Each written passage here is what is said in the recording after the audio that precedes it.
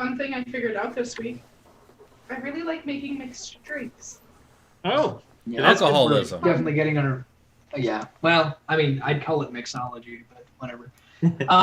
Yeah, no, we're usually kind of a whiskey Coke household, and we're trying to give up pop and carbonated beverages and all that shit. So makes things interesting. Whiskey sours are cool. And Yeah, fun. I did turn around to whiskey sours, which trying to make one at home is a feat all on its own. So I think it's fun. good. I'd rather just drink it on the rocks, but whatever. I can't do that. Well, we all can't be cool like me. Anyway, so we're going to start again. This is going to be everybody for tonight. George, I told everybody, damn, George had children issues, so he won't be here tonight. And then Peter They're is okay, he's having. just tired. What's that? The kids are okay. Yeah, the kids are George is okay. just tired. Yeah, George got woken up in the midst of chaos and he was like, "Hey, I hate to do this at last minute, but I can't do this tonight. I can barely stay awake." So, and then Peter is having family medical issues. He might actually be out for a little while, so I have a narrative contingency for that. Okay. So for the time for tonight, it will be you guys. Okay. Chief, the chief is gonna have to figure out who he is without his cronies.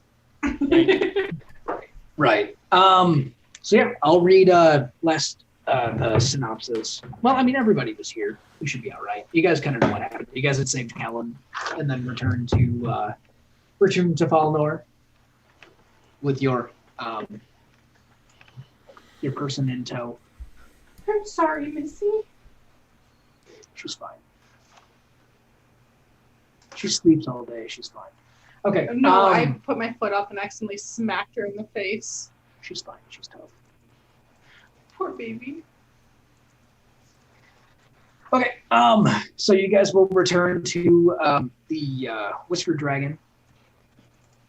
Kellen, I'm going to say for the sake of a narrative, is still not unconscious, but drowsy, kind of woozy, kind of like, what happened? As I'm assuming you guys probably throw him on Zen's back. Yeah. If Zan's okay with that.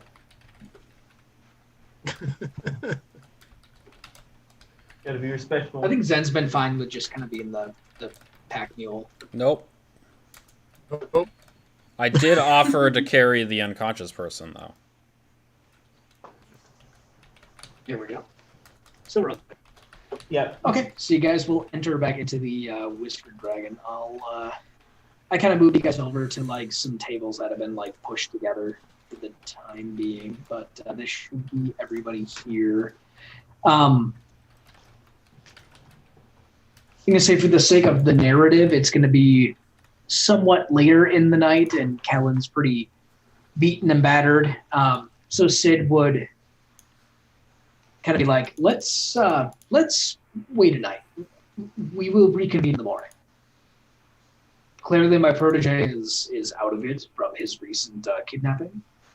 And he kind of fiddles around in his pockets and he like pulls out a little sack and he kind of puts it on the table that he's sitting at. And he goes, have some drinks, have some good meat on the house. Just, this is yours. Consider a reward for saving Kellen. All right. Drinks then, eh? And then from that, he will, and then him and he'll help Kellen over to their room. So you guys kind of have the night to drink, to celebrate, to get to know each other, that sort of thing. Okay.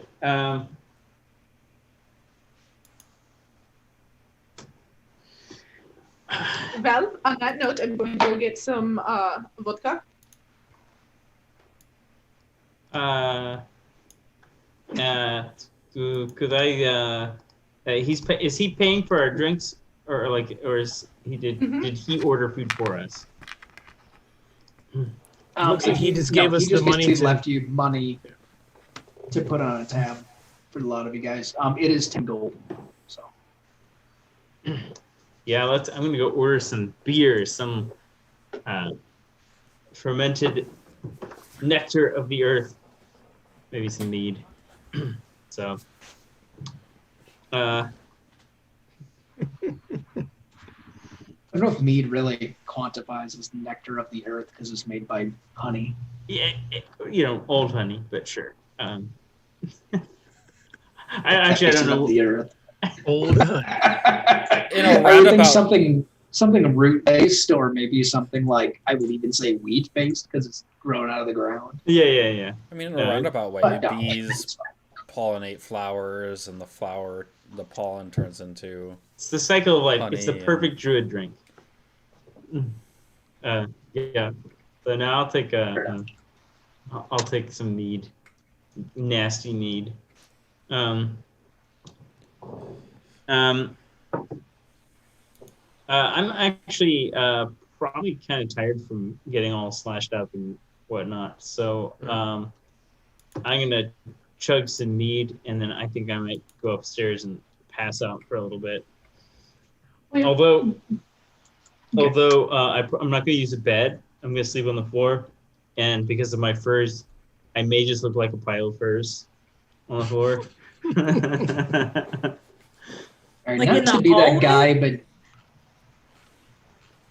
in the yeah, I was gonna say not to be that guy, but I don't know if anybody actually paid for their inn stay. Uh-oh. I think Vaughn doesn't have to worry about it because Vaughn lives in town, so she can just Shoot, go then home. whose room did I lay down in? Well, that's the thing. I would say an inn room would be 5 SP, and that would be just for the room. The rooms have actually made a map. The gold he gave us. All doesn't rooms will cover have 2 the- beds, so Well, it's just 5 SP for a room. oh, okay. I probably wouldn't pay for a room. I can just sleep outside in the barn. It's fine. Fair enough. I'm gonna go flirt with the bartender some more and buy a room. I'm gonna go flirt with the horses. I'm a druid. No, I'm just kidding.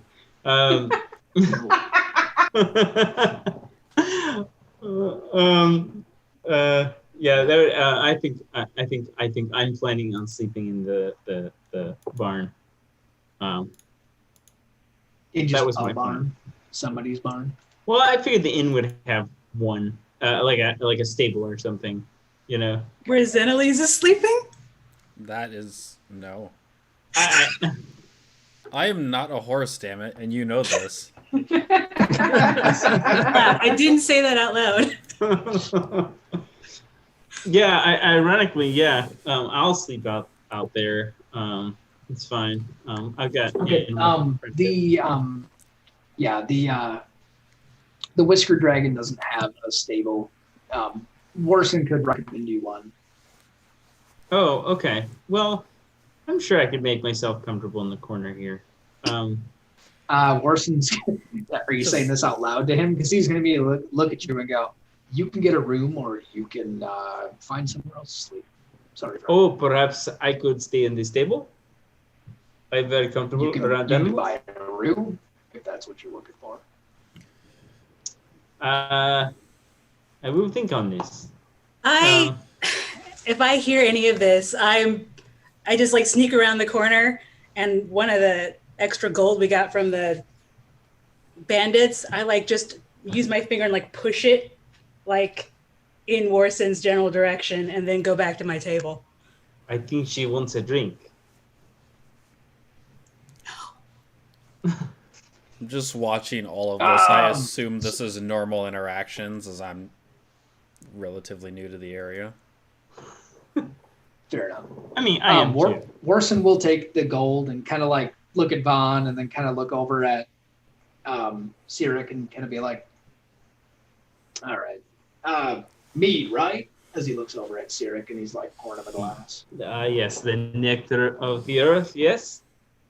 Yeah, and he'll like kind of turn around, look at the wall, grab a key for a room, kind of look at it and just drop it into the glass and pass it over to you. Okay. You are most kind. Thank you. This is good way Yeah, of I'm a real peach. disinfecting. It's very good. Yes, very wise. Yeah, I'll go take that, sip the drink. You're right. This is very good. The iron gives it a nice zing, tang. It's very good. Yes, delicious. Because he dropped it in the Alright. drink, right? Yeah, he did. Yeah. I think this is part of the concoction. I've seen them put worms in beer, all kinds of weird stuff. So, Oh, so he like drinks it with the key. And well, like, yeah. I think it's part of it. Yeah. Yeah, once Morrison notices you're not taking the key out, he's kind of, don't swallow it, please. Oh, yes, of course. That is not fine form. But it is it for the room or do you want this back? That's your key to the room, my dear. Oh, I see. Yes, I see. I'm still getting accustomed to the city life. So I do not always understand these customs, but thank you. Yeah, I'll take the keys and the mug back over to I guess everyone's hanging out over here, right? I placed you guys there for the meeting, but no, you guys can move yourselves as to wherever you would be. I'm sure like Nad, Deimos, and Chief probably have their own little table that they're probably hanging out at. Echo just wanders away to a different table. I did make you an Echo I see that. token, by the way. Yeah. I like it. I used Yep. what limited editing tools I have on hand. It's perfect. Tastefully done.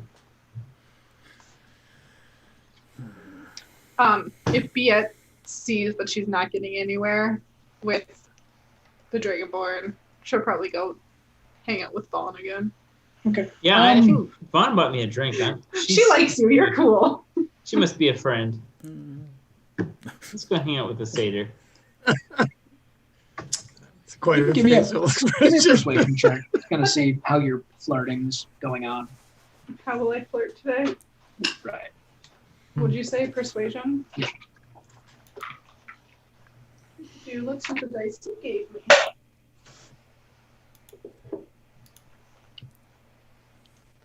$23. Okay. What is the what's the way you're going about your flirtation? Is it just simply like a Oh, Let's- she's just flirting to flirt. okay? Does she want it to lead to like go into Bone Town, or is it just kind of like she's just doing it for fun? She is hurt as fuck right now, so she doesn't want to bone anybody. Okay. Well, do you need more healing? Because I had a few extra spell slots. I am at 6 hit points. I can heal you for some here. I You think can I also got, just go sleep. Works too. here we go. You've got 4, 6, 7. Okay, you can get 7 more hit points. Oh, thank you.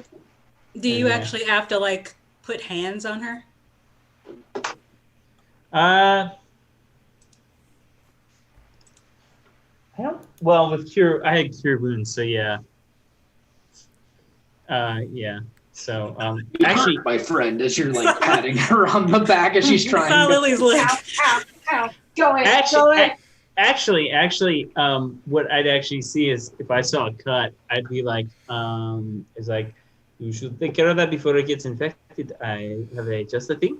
I'm gonna spit it in my hand, get a little bit of powder out of my pouch, mix it together, and just rub it on your wound. No, there. no, And no. as I do it, it starts healing, and the stuff falls off. See, much better, eh? You shouldn't walk around so injured. That is not good for your health. Let's see if I slap you. Yeah, she's gonna punch you. I literally flipped in 2 seconds. I am sorry, but not a question. I'm sorry. Very Consent. sorry. Consent. Consent. I did not consent. I do not want your spit. Hear me. But it is good for you. I don't give a rat's ass. Consent. Okay, I learned this lesson. I won't do it again. So sorry. Never So gets healed again. sorry. I would like to like nudge Zen Elise and be like, Still learning. druids, eh? I do.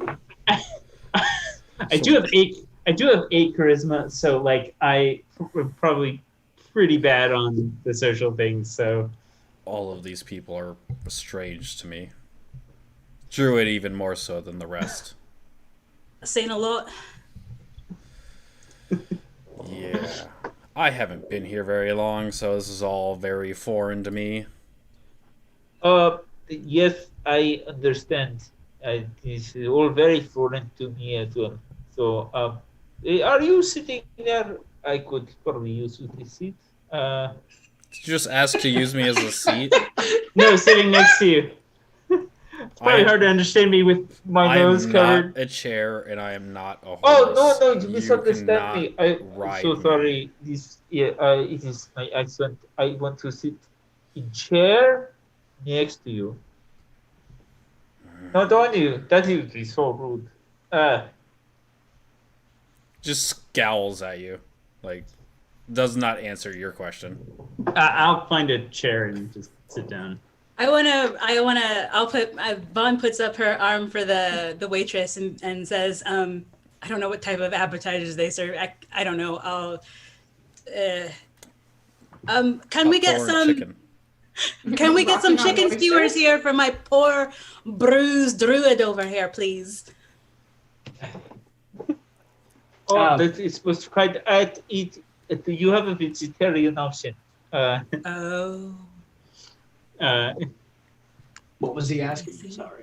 It's a vegetarian option. Penelope, it seems like she's like quick to respond to Vaughn, and then upon hearing the vegetarian option, Penelope is kind of like, He knows eating their food actually hurts them more than just eating them, right? I swear I saw him eating a scorpion earlier. A scorpion is not an animal. It is closer to a crab or spider. Penelope heads back into the kitchen and then comes back with just like a big old like Head of lettuce. no, just a big floret of broccoli. Biet's gonna walk over and go, do you know what the Rocky Mountain oysters are? We had shifting sand mussels, similar, maybe. They're like that. Can we get him some Rocky Mountain oysters? Penelope laughs and she's like, we don't have those here. Oh, come on. Let's just say we're out of season. Yeah, Next time. Yeah. I try not to partake of the flesh because animals are very important to me. I do not like to eat them. Scorpions are okay. Crabs, yes, they are, very low. So exoskeleton okay. Skeleton Internal outside, skeleton bad. yes, exactly. Stale. Penelope's like, well, if I smash a spider, I'll send it your way. Dumbest This is thing I've very ever gross. heard. Let's go over to Dan because Dan's been having connectivity issues and all that. No, it was just my keyboard completely stopped working in like Discord and then something else. So I couldn't even power off. It was weird.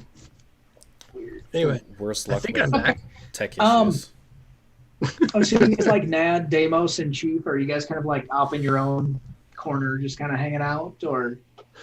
Yeah, I guess so. But I'm like looking at that little bag of coins, and I'm looking over at the horseman and his shadow.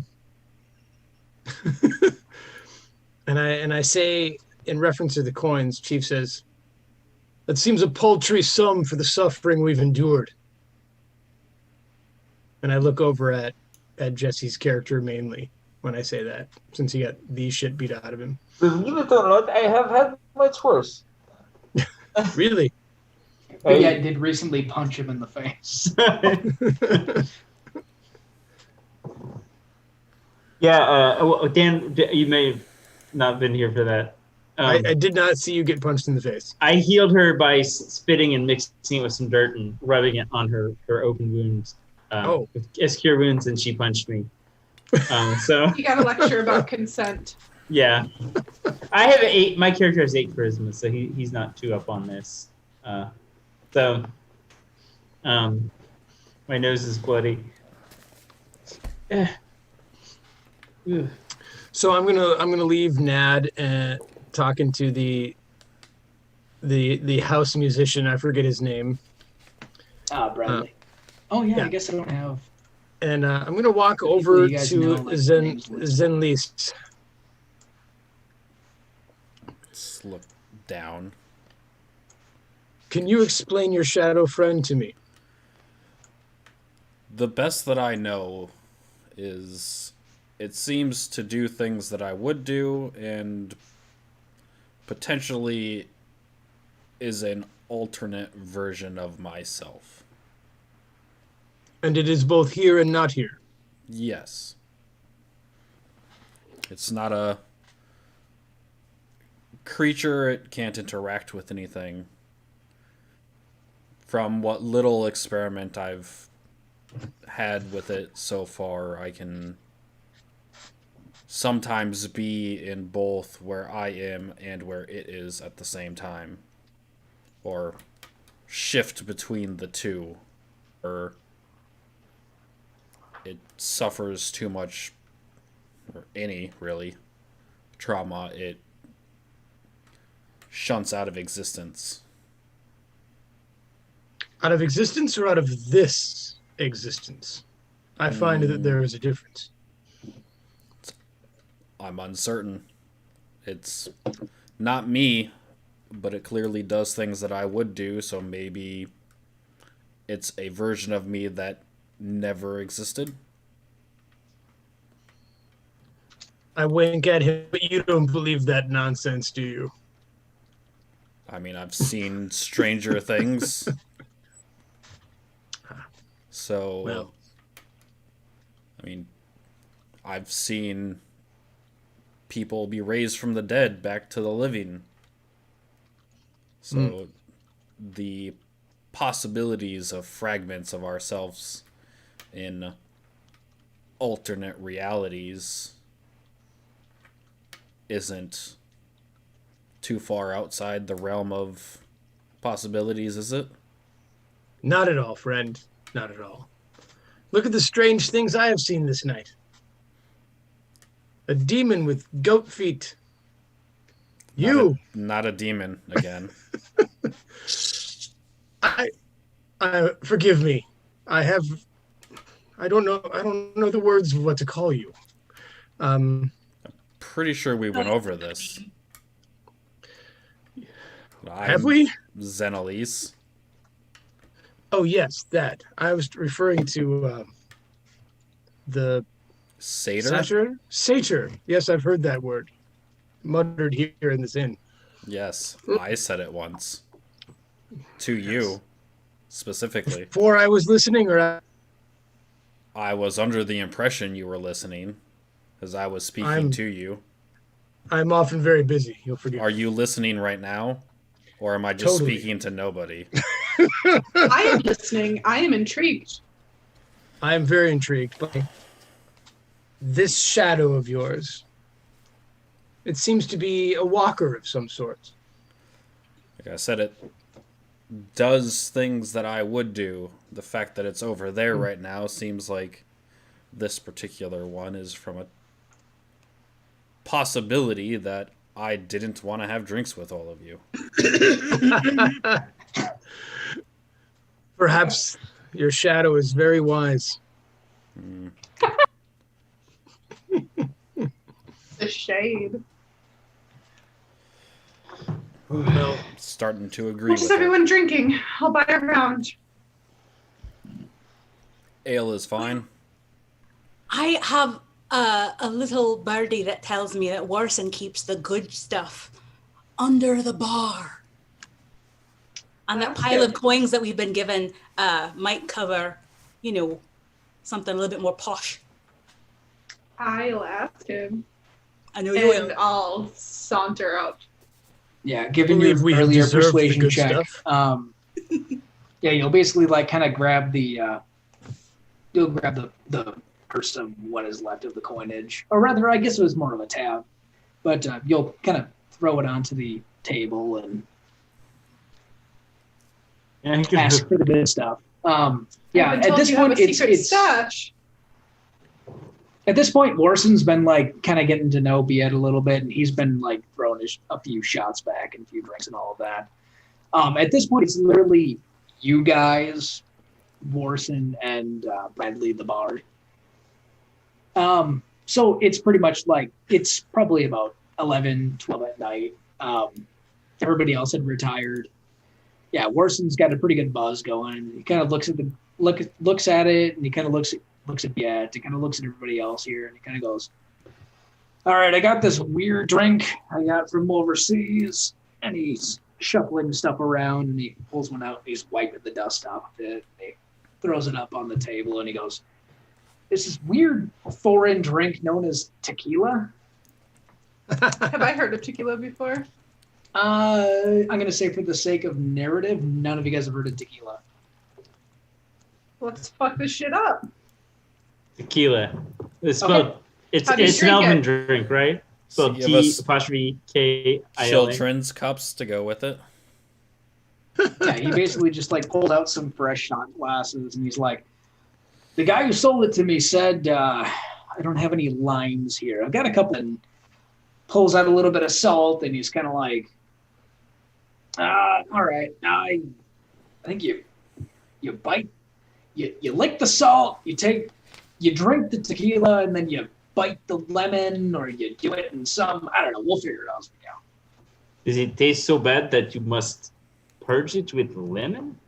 That sounds. Yeah, it's something about it's the to the spirits. I don't know. The guy was he was a little weird. Biet looks at him, licks their hand, pours salt, and just goes. All right, fair enough. To speed the narrative along, the lot of you guys that are left who want to drink just get fucking sloshed on tequila is kind of the premise of the rest of the night. Do I get to go home? I have a bed if you want to Am crash I with me. passing out? Roll Am me I- a percentile there, D. Oh, I have an extra bed. okay. Hold on.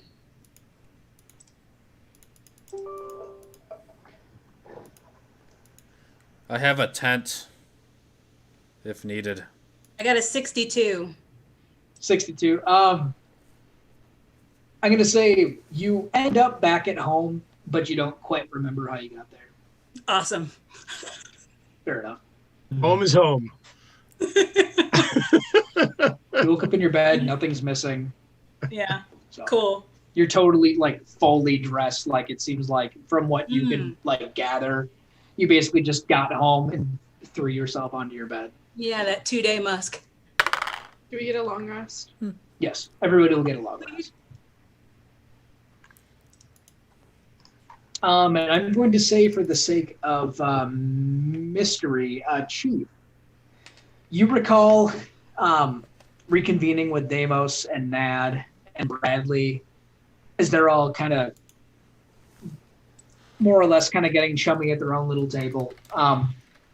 In the morning, when you kind of wake up, you had definitely rented a room for you, Nad, and Deimos, and one of you guys is what we're going to plan on like sleeping on the floor. Chief, when you wake up, nobody else is there.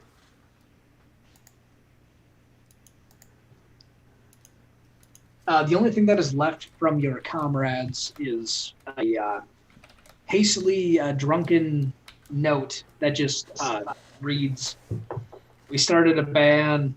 Deimos is security. Keep in touch. Heart, heart, heart, Nad." Oh. Man. Sads.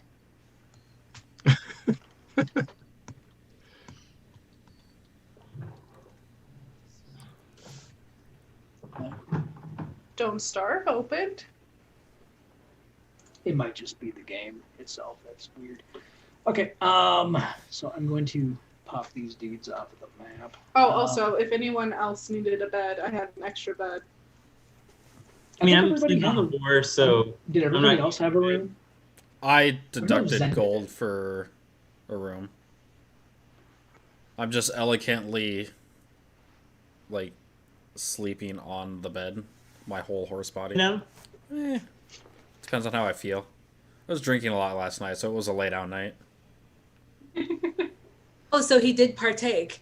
Oh yeah, Oh, okay. he's got a constitution like a horse. I mean, I only have a con score of 2, but +2, but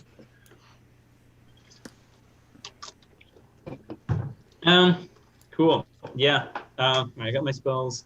I think at dawn is when I need to go outside, experience the sunrise, take off my furs so I can get some sun on my bare skin, and just let the sunlight infuse my skin as I meditate to prepare my spells. I do keep my loincloth on, so Okay, so you're not one of those ones that tear Not their completely. buttholes. no, I don't need to get completely naked. I'm probably one of the first ones down in the morning, and I'm just eating the like greasiest breakfast possible. When Well- Viet stumbles down, she's like, that looks good. I'm getting that. Out at the bar, it is not Warson, your familiar Dragonborn. It is actually an old, grizzled dwarf. It looks like he is literally wearing just like some slacks Suspenders. with suspenders, a hat. He seems relatively greasy himself, and I'm going to say, Zen, you woke up early enough to where you kind of introduce yourself to him. His name is Olaf. He's the chef. He actually probably made a good majority of the food that you guys had ate the night before. And when you had talked to Olaf, he's like, "Yeah, it sounds like Warson there had a pretty rough night. I don't know what that tequila shit is that you guys drank, but he woke me up a little earlier than usual and said, "Hey, can you come to the bar?" So Yeah, it I got was bacon, I got grits. all of it, Good. just Yeah. all of it. Were we supposed to meet Sid today? I need I don't my- remember. Pre-breakfast workout food. Were we supposed to meet Sid today? I Yeah, think so, he reconvened it to the next day. In fact, I'm sure Sirik, Sid, and Kellen are probably the next ones up. Okay. So when everyone else kind of leaves, Sid and Kellen are eating probably a more healthy, less greasy breakfast, or at least as ungreasy as Olaf can make it. Probably just eggs. Eggs Yeah, and bread. I'll come back in. I'm okay with eating eggs and some grits. Actually, no, So inconsistent. grits and butter is fine. No eggs. No eggs. Actually, if you think about it, eggs have a shell on the outside, so There's no flesh. If that's yeah, what you're it's worried consistent with grits. No, I'm just eating some grits. about. All right, fair enough. You'd probably have them unbuttered. Well, see, animal products are okay. It's not like eggs turn Okay, into Not more vegan, he's just vegetarian. Okay. Yeah. He's like a vegetarian that can eat like seafood and dairy Yeah, and- Yeah, pescatarian. fish don't count. They don't Yeah. have feelings. No, I mean I went to kill. or bugs apparently. Yeah. It's mostly mammals. I have to stay away from. I made my players eat intelligent birds the other game last week, so We chose to eat them actually. you were on the ship. They were going to eat them anyways, so. Let's see. I wanted to come up to Kellen is George's character, the guy who we rescued, right? Yeah. Okay. I'm just gonna. I'm gonna come in. I'll have my furs and stuff back on. I'll be like, It's so good to see you up and about. You had a rough time. So it is. I'm so glad we rescued you. It is very dangerous, but you're here now. This is good, Mr. Sid Urchbin. Good day. And I'll sit down at their table. Okay. Yeah. Kellen, I'm not going to do the voice because I don't know what voice George wants to do. Mhm. But yeah, he'll thank Sirik and everyone else as they pick up. He's just like, thank you for saving my life. He doesn't really quite know what to say. I mean, what do you say to somebody who like literally saved you from a bunch of kidnappers? And I'm He's waiting. very humbled. You're welcome. Mm-hmm. And then I just go back to eating. It was not really. It was the most we could do. Kellen would agree with you. Like, I'll take that logic. Yes. So yeah, everyone's eating grits or bacon or eggs or what have you for your breakfasts. Vaughn, being the one person who didn't stay at the inn, I'm assuming she probably has some sort of provisions at her house. She'll probably make up a quick breakfast or Sure. something to eat. Yeah, probably some like weak porridge, because everything else just looks unappetizing. With a hangover. Yeah, that's understandable. Yeah, I think she'll probably like stumble in and like lean theatrically on the door and just be like, "Poison! He poisoned us. I'm going to kill him. Oh no!" And then Why did you eat poison? Oh, do you mean what we drank last night? Did we not? that tequila. Oh no! What the I feel heck? fine. I have. Yeah, I've got 16 constitution. I'm like, it was quite strong. Yes. Ugh! Under the box special, my arse.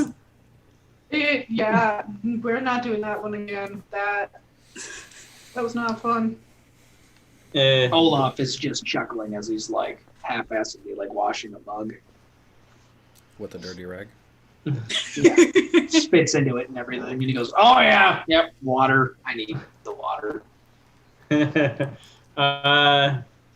So we are here for job with Siddharthi. Indubitably. As Sid kind of lets the rest of you guys kind of eat your breakfast and talks amongst yourselves and everything. Sid's just sitting patiently. Whatever he had eaten, he's eaten quite long ago, and he's just probably sitting there kind of making small talk amongst maybe some of you, but he's just very patient, or he's just waiting for you guys to get comfortable. Yeah, Sid's like, "Well, that is me. I am Sid. I am a archaeologist with Lumgren, the grand gnome city in the mountains. I have come to a lot of you with a proposition, or rather, the lot of you have come to me, and that it got complicated with Kellen's kidnapping, and we don't need to stagger on the details.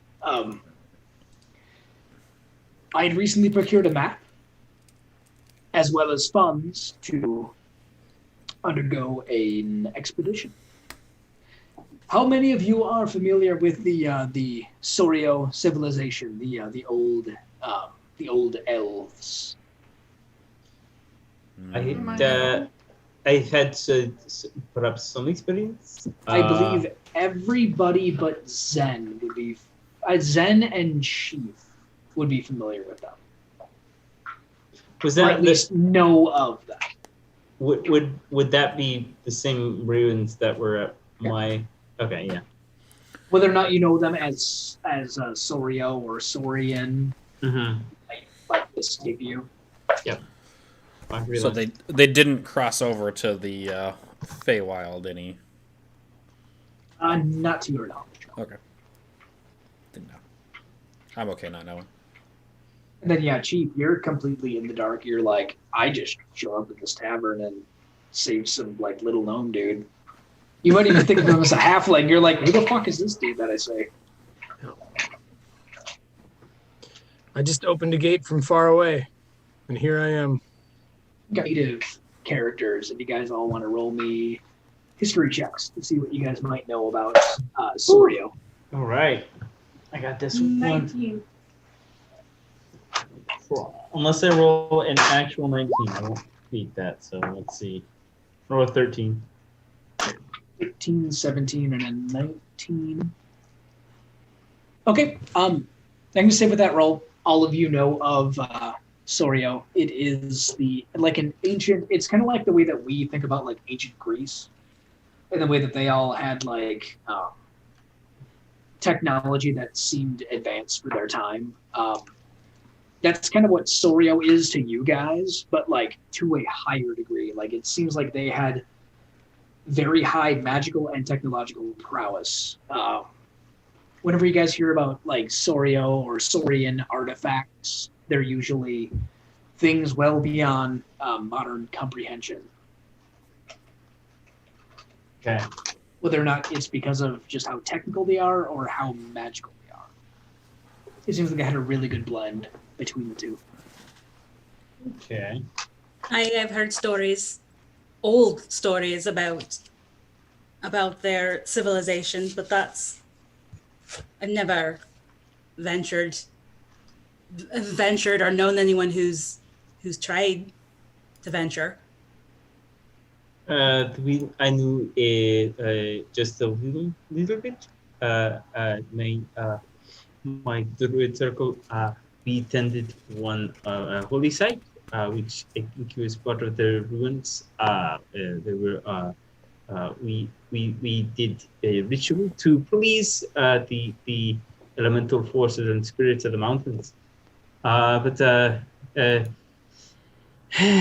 alas, I do not know much about outside of what was in my druid circle. But I am interested in exploring these further, which is why I'm here.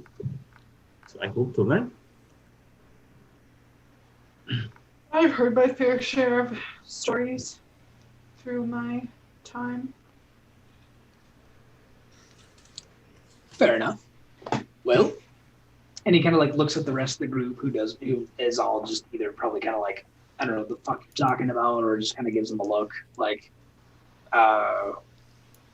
well, whatever stories you may have heard about Soreo are more than likely true, according to my studies.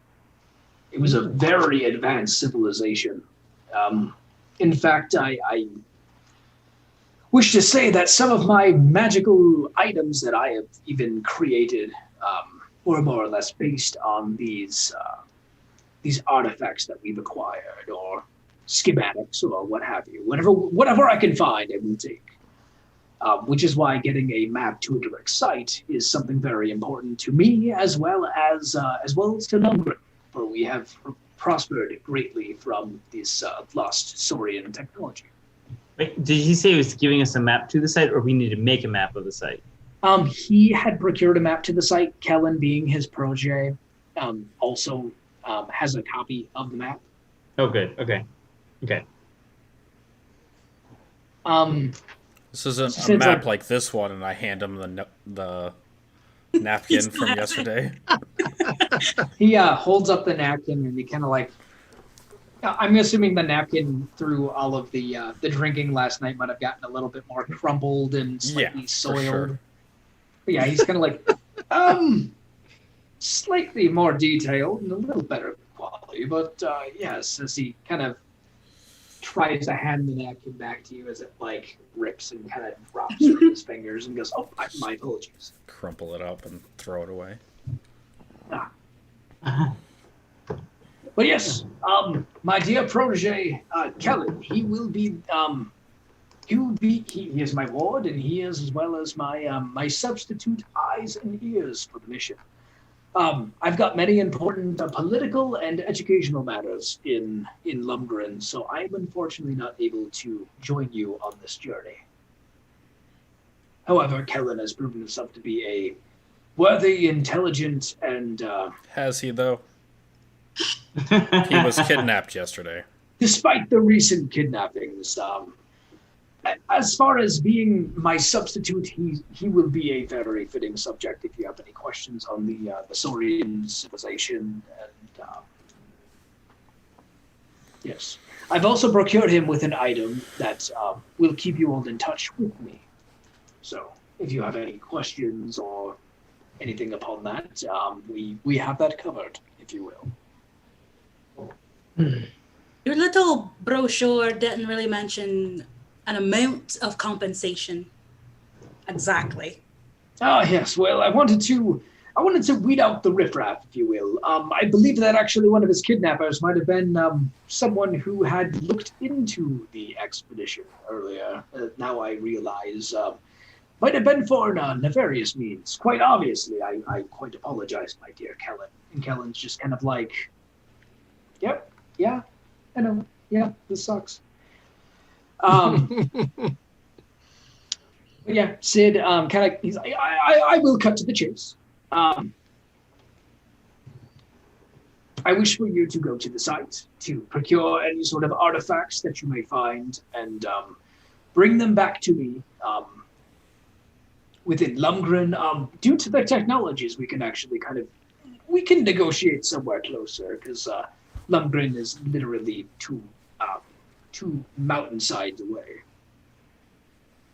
However, I will be covering your expenses as far as travel. I procured Kellen with the monetary means of at least staying comfortable up until you get to the wilderness right outside New Merrick.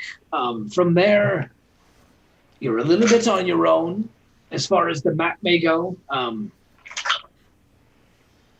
The map does explicitly state where the place is. How to get there, I'm not entirely sure. Therefore, due to all of the unsure things, the first discrepancy is anything that is not a Saurian artifact is yours for the taking. You could find a sack of diamonds and jewels and gold and platinum and what have you, and that is yours. That is not mine. You're risking your lives for the sake of learning more about Saurian history. And I cannot take any of those sort of things from you. All I simply ask is to retrieve any sort of artifacts you find, any sort of information, and return to me with said artifacts and information. As far as a grand sum, I'd be willing to pay the lot of you. He kind of counts out the lot of you, does some quick math in his head, and he goes, I'd be willing to pay 300 gold pieces to each for this expedition. It sounds very good to me. I accept. So you don't know what is exactly at the end of this map? Do you have the map as a handout? The map is actually, I can kind of give you a general synopsis of what's going to be going on with the map here. If So only the Jake map- was good at doodling. Well, I mean, I already made a map of the area, so it's really Mhm. just more of a crude version of the map that I currently have. Hmm. The names are definitely, like, basically you can't really read any of the text that's upon the map, but you can definitely kind of tell from the shape of the area that this is definitely the Dragonclaw Peninsula. And it seems like the one area of notice is, I'll make a nice generic red X. It seems like it would be somewhere along there within what everyone who's native of the area would know as the Shifting Cliffs. Oh, yeah, I know where that. Which is yeah. actually where Sirik is native to. I found They're it. more from the northern area, but you at least know Yeah. the gist of the Shifting Cliffs. Oh, I mean that there is not a specific thing we are looking for, but things. This is a map to a Come here. cache of something Or a place. or a place. Due to my research upon what I know of the area, it appears that what many call the Primal Lands, which would be the Valley of Fire, the Shifting Cliffs, and the Windy Veld, as well as the coast of the Sea of Cyclones. That whole area was Soreo, if you will. This site, I do not know the exact purpose of it, but from what I had read, the Shifting Cliffs seems to be where the central hub of Soreo seems to be. Interesting. This is close. This is very close to my home. I will be very fine. There are dangers to avoid, but don't worry. I will help you to them. No problem. This is kind of close to my home, so perhaps we will meet some of my fellow turrets. Yay! I know it's very exciting. I would like to nudge Chief and be like, seems like we're going to have a proper adventure, Mr. Chief. If I could ask, what happened to your big man and your very scary brother? Point of clarification, Jake, Peter's character is not here? No. Okay. No, it is just you guys at All right. the. I can switch back over to the tavern. Okay. It is currently everybody present with George's character that will be going on the expedition as of now. Was I reconnecting when you said what happened to Peter? Or did I miss it?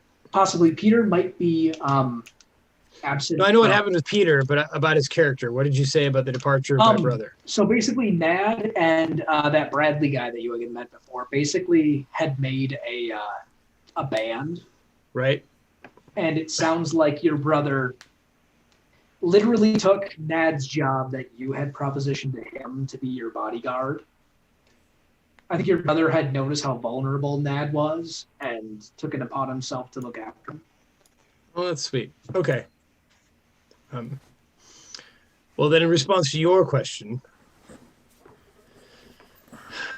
they seem to have gone to some type of traveling circus. Oh.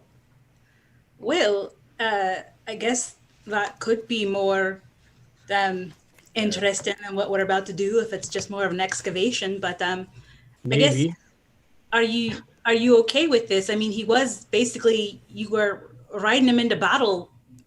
That was such a strange. It was less thing to do. my idea than Nad's.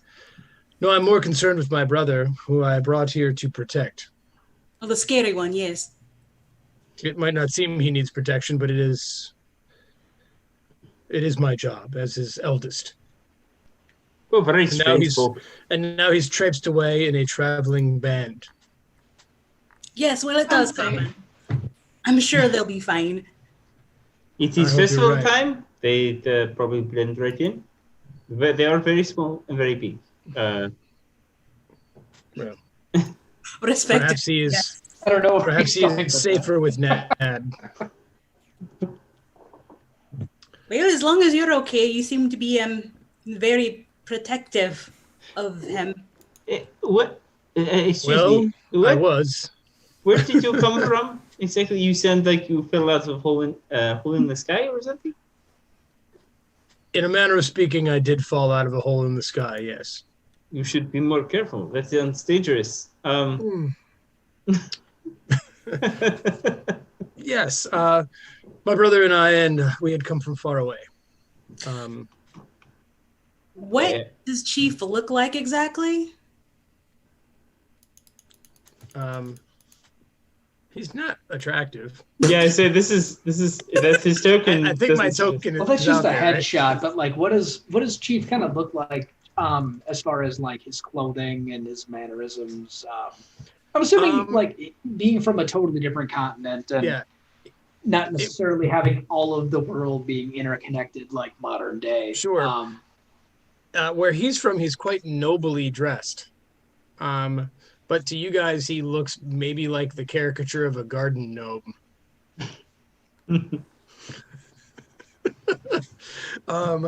It's sort of how I picture him, but like he wears it and carries himself with a certain gravitas that only the chief of a halfling village could possess.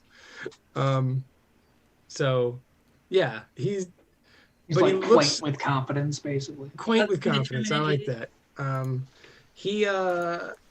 He's middling size for a halfling. He seems to be more weathered than your average halfling looks. Okay. I mean, all of you folk are strange. Picture so. like Sean Connery now, Oh. not Sean Connery then. Oh. That kind of, yeah. So by weathered, you mean more than just the weather. Your age Just- included. He's Something has aged Chief beyond that sort of standard halfling youthfulness. Is that his brother? Is it his? It's brother. His brother, right? actually his brother there's probably a- looked relatively youthful compared to Chew. It's called stress. Oh yeah, my brother looks great. He's clearly the younger brother. Nice. Oh, You know, Oh, Hey, look, speaking of my younger brother, Yep, it's me. we wrote your character. Welcome, Younger Peter. brother. Holy. Dead already. Does this mean that he was in the bathroom the whole time? Passed out in the bathroom and no one knew he was there.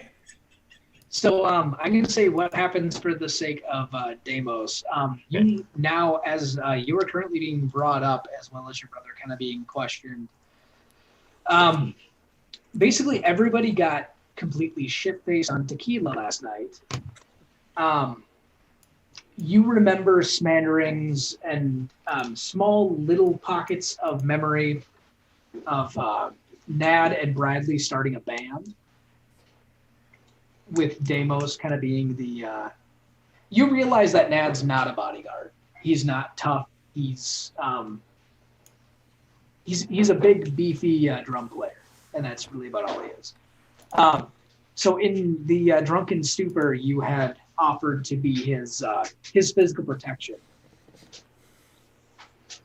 Kind of like, you know what? I don't know my brother very well. You seem like a really cool guy. And then, yeah, upon waking up, you woke up in an alley. You don't know where the hell Nad and Bradley ran off to. But yeah, Listen you for make the, your way listen back for to the the arrhythmic Whiskered Dragon. drumming and follow it. And as you open the door to the Whiskered Dragon, you see the lot of the party talking to that Sid guy that they were supposed to meet up with, as well as Kellen, the young gnome that you had saved earlier. And as I'm in the middle of a story about how I fell out of a hole in the sky and my job is to protect you and I feel so bad that I lost you, you walk in. Deimos. Where have you been? I'm not sure. Well, come sit, brother. Was Enjoy one the of those repast. nights. This is a most glorious day. And I turned to Vaughn and I'm like, I was trying to be more cool than I really felt. I was distraught. But to see my brother again, I've reclaimed my purpose. I was sure he left you. I just like Glad to see that you didn't join Eggs the and all. traveling circus. I remember that I hate music. So I changed my mind. Yes, I don't recall the group you were with earlier as music or fun loving in any way, Deimos. So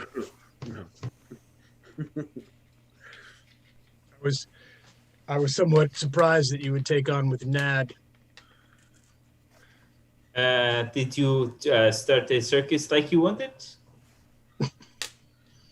does nobody listen here at all? Am I the only Sid. one that has ears? Sid's been kind of like paying attention to everything that's going on, and he kind of goes, we have another one. Oh, I remember. Yes, you were a part of Kellen's rescue group. Yes. This party has grown in strength mightily, I say, looking at my brother with pride. Deimos gives off a nice blast, If even though shins he's need like to be attached. hooded and clumped. Sid kind of reconfigures the numbers that he's kind of thinking of his head as far as a reward. He goes, "I'll speak to the council. I'll make sure that your brother will definitely get his effect. I'll make sure of that." Well, should we? I need some exercise. Shall we get some traveling going? May as well get this journey on the way. Yes, I like this. I am eager to get back to my homeland, see it once again, and explore some of these ruins. Okay. Whoever has the map, hand it over. Sid, actually, once all of that, you guys have kind of like realized, okay, well, and Sid will actually like pass out a contract and allow you guys to sign. And he does like tell you guys, trust me, this is more for your protection than for mine. It's just simply to, once you had came back with procured items and whatnot, to make sure that the council will pay up in a lot of it. You're not bound to Lungrum or anything like that. I just and it is a relatively lengthy contract. If anybody wants to try to read Jake, into it at all. I rolled an insight check on roll 20. Okay. To verify this is more for you than me kind of. I'm fine. Without reading the contract, Sid seems like he's on the up and up. Yeah, reads it. I'm gonna sign it, but I don't usually use. I don't want to. I think the only language I write is in Druidic. Actually, no, Druids don't actually use writing. So I'm gonna actually just make the squigglies, like I'm pretending to, like I'm copying, like a kid does to pretend to do cursive. So that's what I'm doing as my signature. That's what I've seen other people do. All right. Biet, give me I guess an investigation check. Okey-dokey. As you're kind of reading through it and trying to see like if there's anything in fine print that you might, be Anything I misleading don't or like. something along those lines.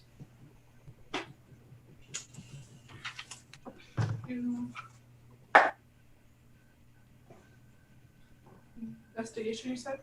Yeah.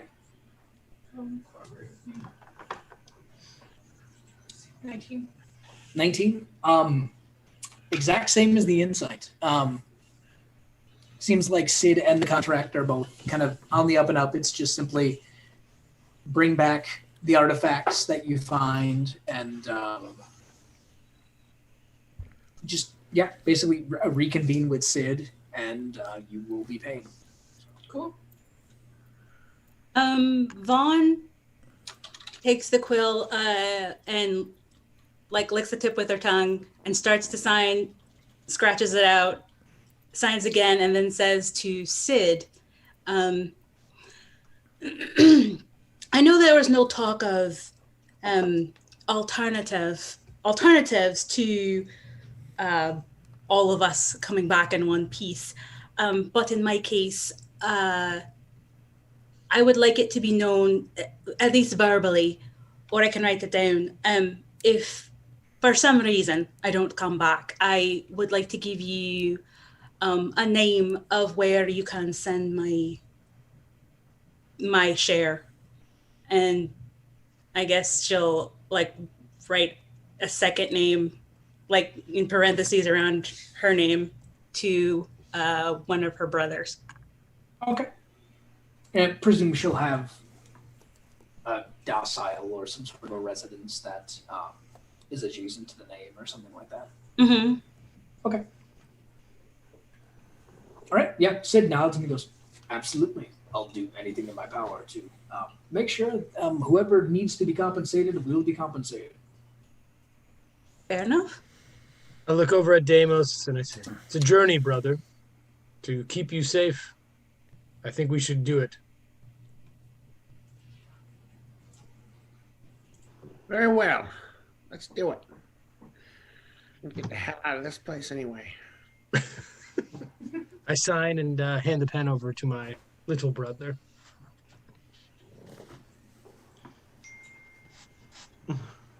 Okay. All right. So a lot of you guys will. No, I guess everybody actually will sign the contract, and everything will be handed back to Sid, and Sid will. Oh, excellent! And he puts it into his backpack that he's got procured. And once all of the legalities out of the way, Sid will look over at Kellen, and he'll be like, "Well, Kellen," and he puts his hand on his back, and he goes, "Take it from here, good boy." And he stretches, jumps off of his chair, and he starts walking back. I have one question. Oh, yes. Do you have any tools to help with the map reading on this journey? Maybe as far as making recordings, cartographer's tools. Oh! I assume you want more information than what's on this map. Well, I will have more of a direct means of contact with you all. Oh yeah, did he give us a sending stone or something that Kellen has?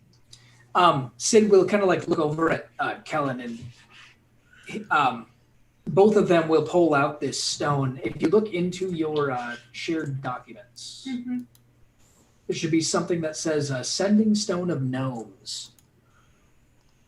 Freaking gnomes! And if you click on it, that's literally the stone that they pull out.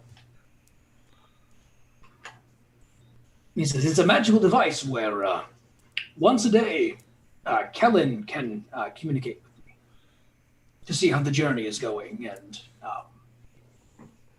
if you have any questions for me specifically, granted, this is once a day, one way, or both ways, rather.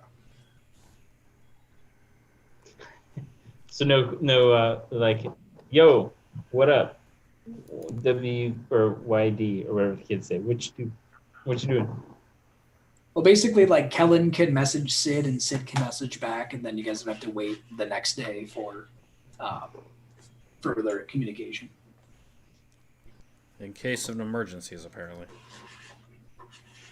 Nobody worry. I know this place quite well. I will keep you all safe, and we will not get lost too often. Shifting Hills is a tricky place. We will see when we get there. I'm going to point out that you almost died yesterday.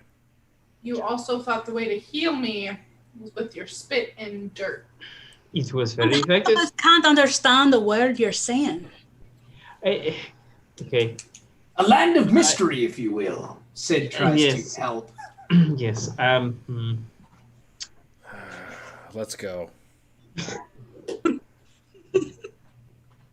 All right. And he looks over at Kellen. He's like, Kellen, take it from here. Thank you. And he'll exit the room. So is Kellen dressed real nice? How's he dressed? He's dressed nicer than the average common person, but not as luxurious as it was. Okay. He's no Olaf. Right. That's true. What does that guy just have suspenders with no shirt on? Yeah, he's got suspenders and slacks on. He's the chef. He cooks with his nipples out. Yeah, man boob suspenders. I mean, you can hide them behind the suspenders. His carpet of chest fur, like there you don't know where the beard ends and the chest hair starts. That's I don't want to hear the phrase carpet of chest fur. One of you guys, after eating the breakfast and fully realizing this, goes, "Oh, I don't know what that is." Well, hey, no, I just know from experience, I never shave right before I cook, because it gets on your shirt, and some of them will fall into the thing. So I never do that. So now whenever I not wear a shirt. Yeah, so whenever I see that, I'm like, oh, dude, some hair's falling in there. I've worked at a restaurant. Watching Dee's facial expressions tonight has been priceless. I know. That's what gets me. Someone will make a comment, and I'll be like, oh, that's kind of funny. And then I'll look and see Dee's reaction, and I just lose my shit. Yeah, almost every time anyone's opened their mouth, you've had such a great face on, Dee. You're sort of like... I can't with people. We love you. Yeah, there's the soup has little tiny hairs sticking out of the top as they move around. Yeah. You know they're his because one end's gray and the other end's black.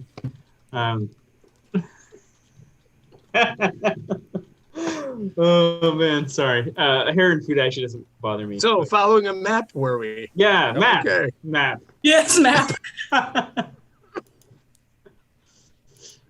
Okay. So Kellen will pull out the map, and like I said, it just basically kind of looks like more of a rudimentary form of the area maps that a lot of the locals are more familiar with. Well, we could theoretically follow pretty much the way I took to get here. I can just go back. You're part of more the from trip. the northern area, whereas this seems to be more of the central area of the shifting cliffs. Okay. One of the complicated things about the shifting cliffs is They shift. Yeah, that's what I was saying. I'll try not to get lost too much. It's complicated. right. But Kellen kind of got like him and Sid, as Kellen explains, had done some reconvening to kind of figure out like as far as to get through numeric, and I'll kind of head back over to the map for kind of this explanation. So you guys are currently in Falnor. And I guess I can finally reveal this. As far as so basically you guys are going to be traveling through the southern ridge of the Scorched Plains. Okay. No, that's the wrong map. So as far as your more civilized travels, you guys will be going through a town called Hornwood as well as a town called Quailcrest. Okay. Yeah, because I would have probably gone up probably closer to the Windy Veld when I Right. came in. Yeah. Okay. Have I been to any of these towns before? Roll me a percentile.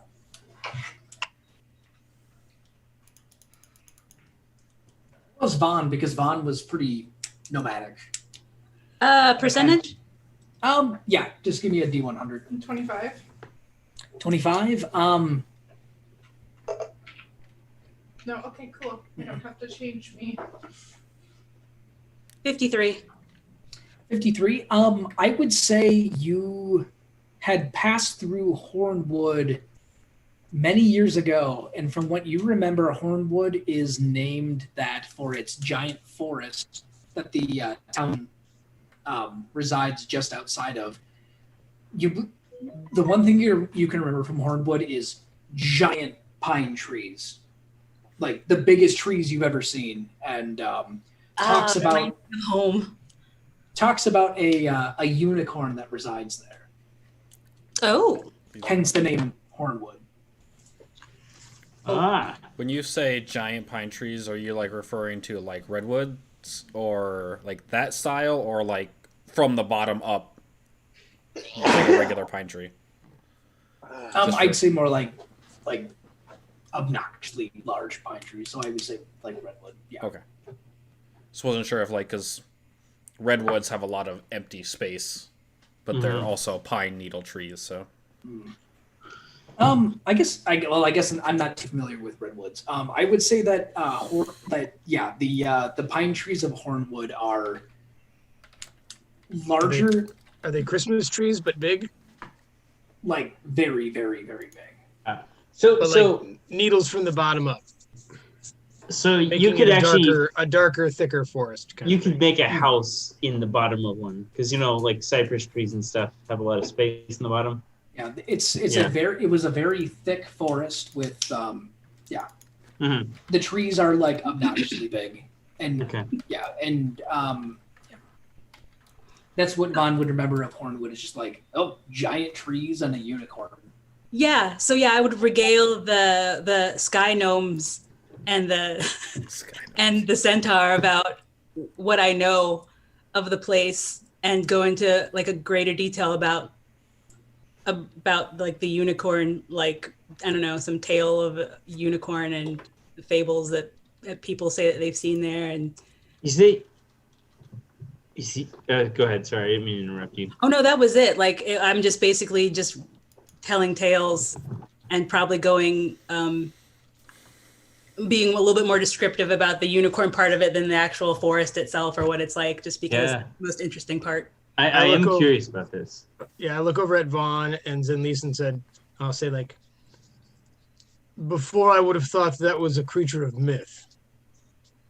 Where are you from? Because you have, well, it's not too, I mean, I understand why you didn't know what I was, but I mean, most people know about, unicorn myths and things. I know Zenelise does.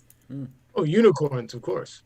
Oh, okay. Is the But I would unicorn never thought of them real? as a real creature. Yes, is it real? We're gonna see a unicorn?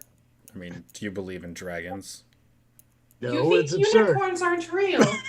I have not seen a dragon up close, but I would like to see unicorn up close. This is that's very exciting. Yes. Is I lean down dragon- to Deimos and I go like, yes, unicorns are real, but they're very, very rare. And I mean, if you see one, it's usually because you're, and I lean in closer, I'm like, virginal. Somebody claimed that they don't believe that dragons are real.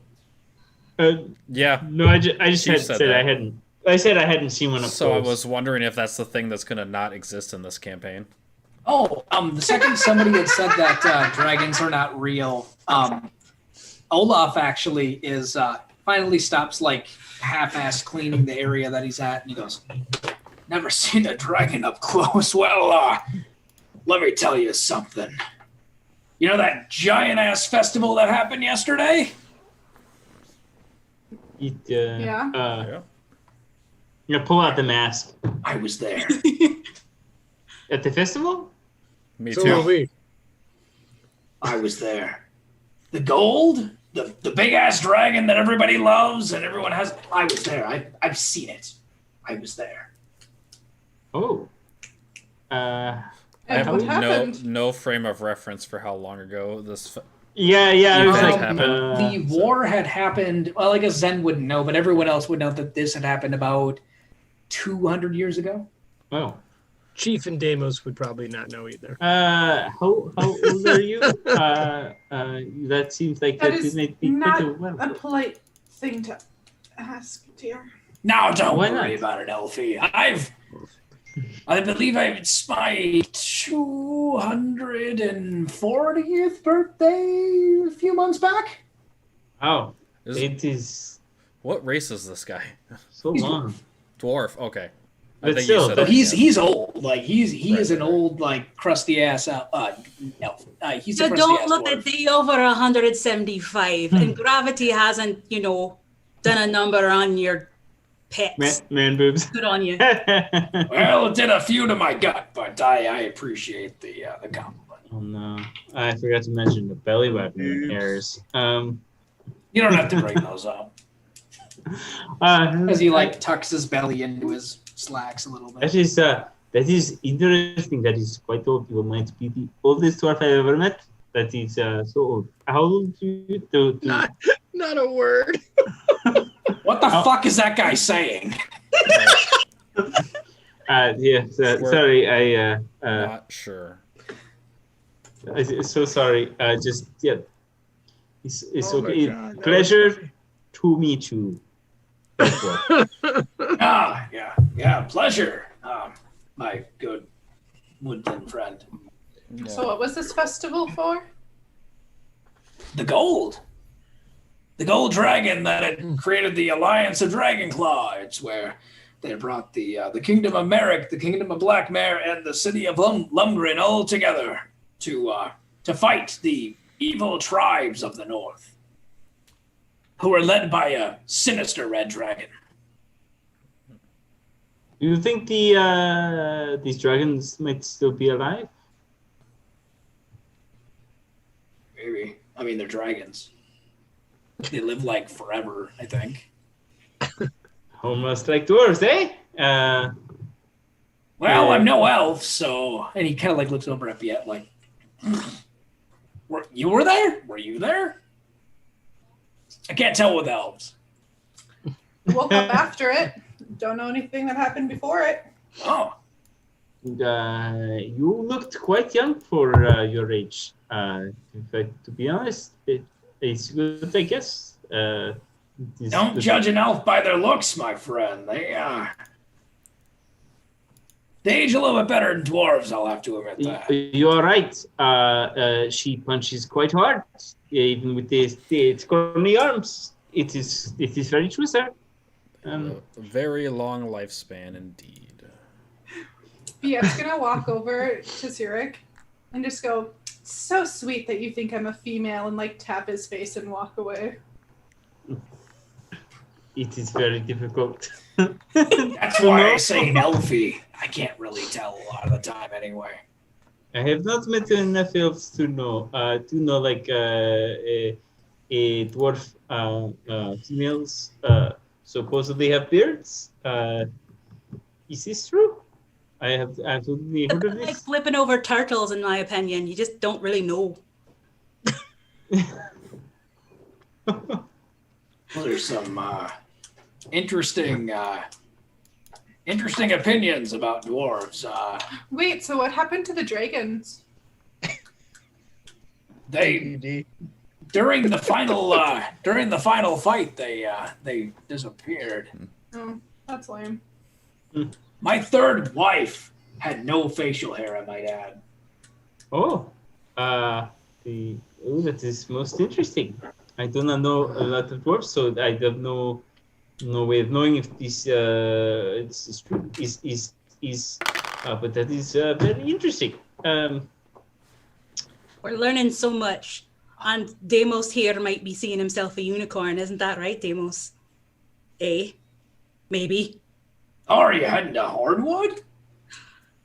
Is this supposed to be a secret? Oh, yes. Yes, Never seen it, but I heard it. Big trees. Are there portraits or paintings around? Um, I forgot to say this yesterday, but if there are, BF's gonna like study some of them.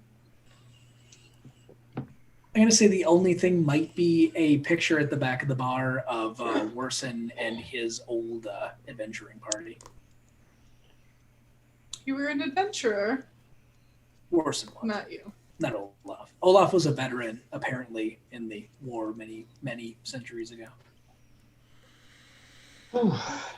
If you ask about Worson, Worson's like, oh, like Olaf will be like, yeah, Worson, he was a big old dick swinging Avenger. Yeah, he was. Something happened to his leg, and he retired. And Was it an arrow? I hear that happens a lot. no, he didn't get married. No, that's an old dwarven saying, actually.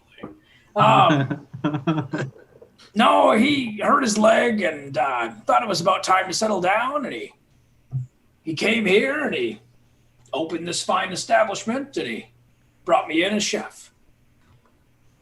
Good guy. Shall we go see the unicorn? This is very exciting. I Do we have rations for the journey? Do you guys have rations? I have Kellen. rations. Wasn't Kellen currently, paying all of our expenses until the Wildlands?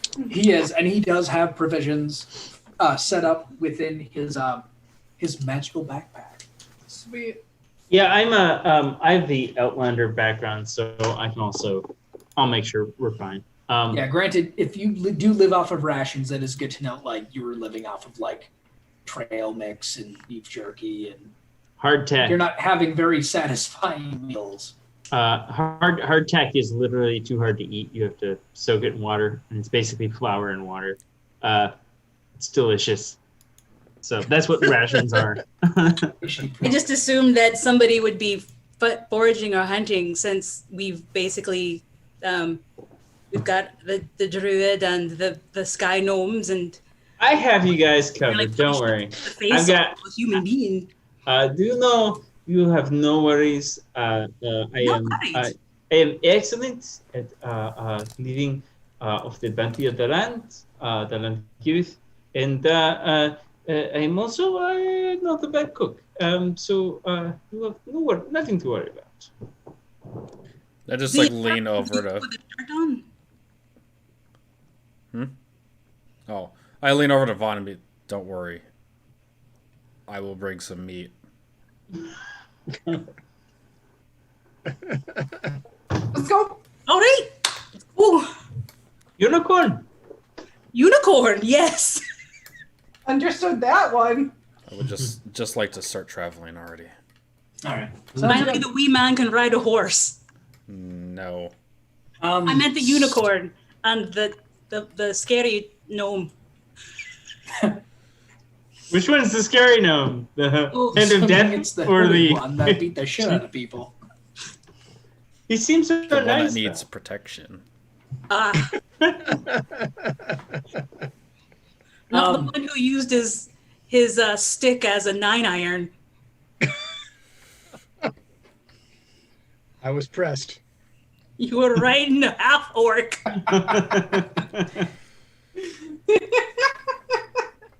Actually, that would be pretty Olaf fun. laughs and he goes, "If you drank as much as I did, that's not that uncommon." Ew. Weirdest game of polo I've ever seen. You can say that again. Anyway, you guys gotta go. See you later. Oh yeah, let's go.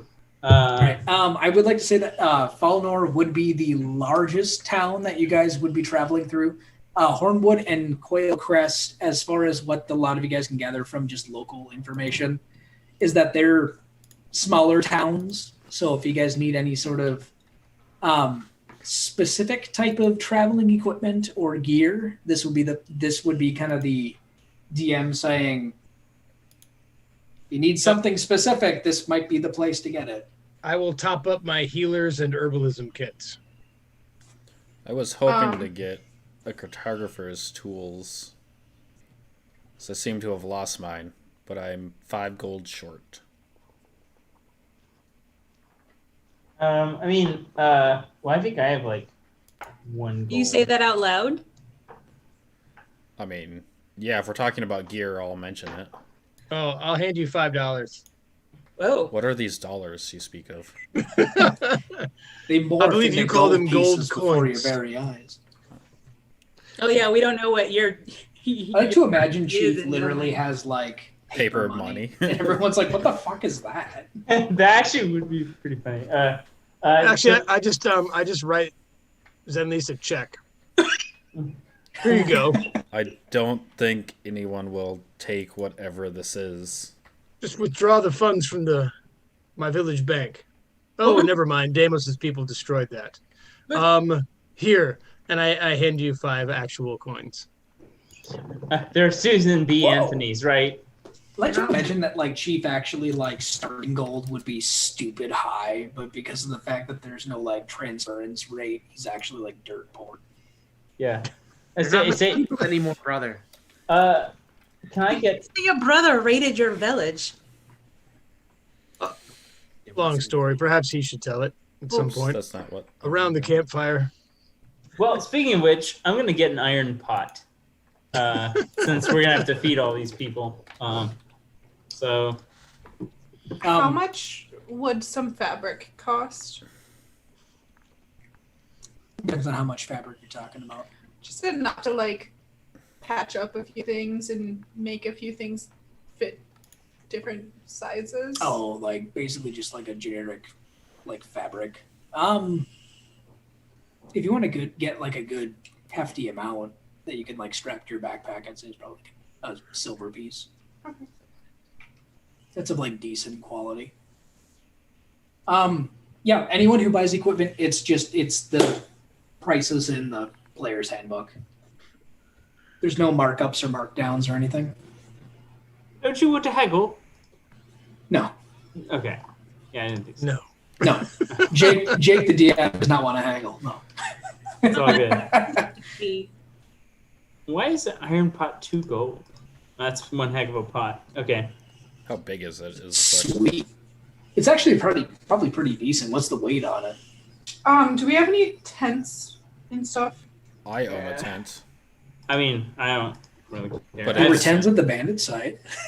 Centaur size. It's Okay, actually but- probably pretty big. Oh, iron pot's 10 pounds, so it's beefy. It's a So big. that's probably closer to a cauldron than it is. Yeah, a pot. yeah. Yeah, well, anyway, I Right, bought it it's for since I'm going to be cooking for a party. I figured we'll Well, a good Crusade Dutch oven is about 10 pounds. yeah, Our cast iron skillet's like 10 pounds. or Sure. more. depending on it. But yeah, okay, that's fine. No, it's fine. It's a nice Now, hearty did you pay extra for non-stick, Jesse, or did you? I do need to know that. Yeah. Can just season it. Perhaps these ancient elves had Teflon. Nothing stuck to those elves. All right, I'm gonna grab a drink real quick, and then we'll be. Quick fiber. Yeah, let's take a quick fiber. Okay. And then we'll be beginning our travel, which will be more or less more. Well, we'll see. You guys will see. Don't worry about it. No More pressure. us, more babbling. Do we need anything else? How about a 2-person tent? I don't know where I everyone don't else is need a sleeping. tent. Why don't we just steal all the tents from the bandit camp? I don't have any more things to make. Only one of them is covered in blood, I think. My last drink is just. No, I think we killed them outside the Yeah, tent. you said it if I needed any. I don't Well, have any didn't- more to make things. There was a little honey. tussle in one of the tents, right? Oh yeah, when freaking Sarah got the crap beat out. Yeah. Yeah, a little bit. I mean, it's all of our friends' blood inside the tent, but it's still. No, I just made a new thing. Yeah, you can say you took that one. Gross. I mean, I don't really need a tent, but I don't have one either, so I'm just gonna try to rough it. yeah. I could, but I mean, I want a tent just in case. I got a bedroll, so maybe I- Vaughn is used to like waking up like outside with no blanket and tent and be wondering usually where she, live in how her she got youth right now. So like in her youth, yeah, it was. there. Is she a dirty hippie? I think roughing it is going to not be a Oh, that'll great taste thing good. for Chief. Oh no! Even though he looks like a garden gnome. Well, he was a pretty established doctor in his village before being voted chief. Let's see, Oh. she's more like Chief Infamous Doctor than Prophet, right? Yeah. Prophet's actually just his name. Oh, okay. He's the CIP.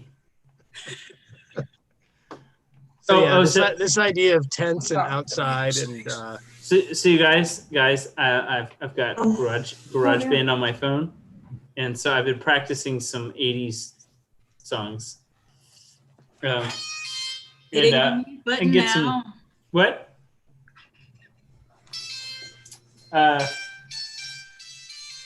That's a pretty good sound. Let's get a higher octave here. Whoops. what's happening, Jesse? I'm gonna scroll up idea. there Is that your attempt at trying to exactly find something that sounds like a there is exactly this many keys, and you have to have a special button to scroll up to a higher octave. So I was trying to get to a higher octave. Just looking at Peter's face, and it looks so confused. Peter's like, am I actually with Nad and Bradley?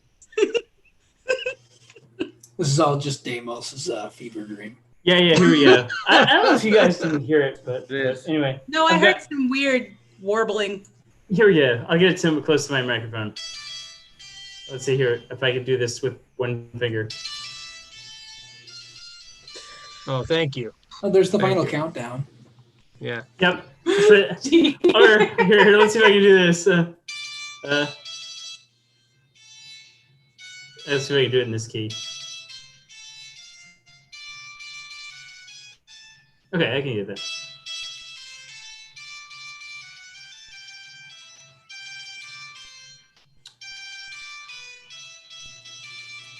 Yeah, I can almost do that one, but it's hard because I'm doing this with one finger. I'm used to doing using all my fingers, but It's nice to hear you play finally. yeah, got some. Oh, anyway. I was trying to find some electric guitar sounds or some lute sounds, but you can download a bunch of them for free. But I'll be back in a minute. I didn't know GarageBand, Jesse. I'm just gonna say.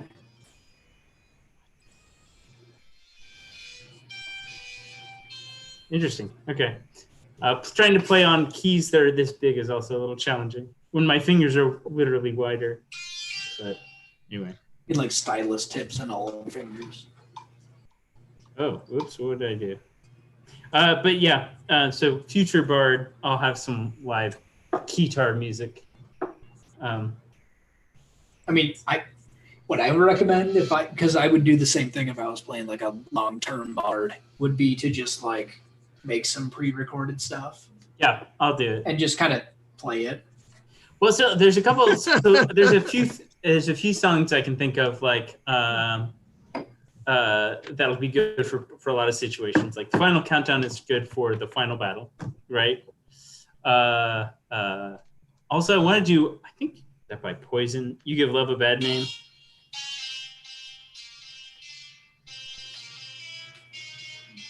Why did I pick this key? Oh.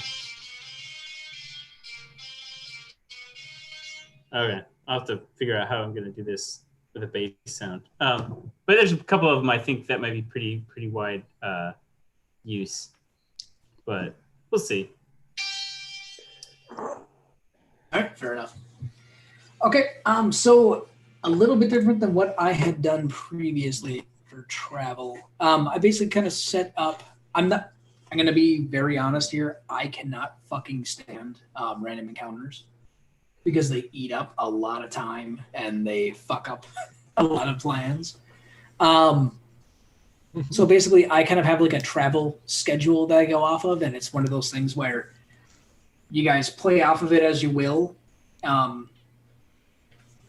If people are kind of hogging the spotlight more than others, I'll definitely kind of be like, this happens during blah blah's watch, or this might happen where blah blah notices it before somebody else, or what have you. So we're going to kind of play it a little bit by ear, but it's going to be more of a role-playing thing, and I might ask for roles when appropriate, but it's just kind of going to see, like, it's going to make it more interesting than you travel for 3 days and nothing happens, and then this happens.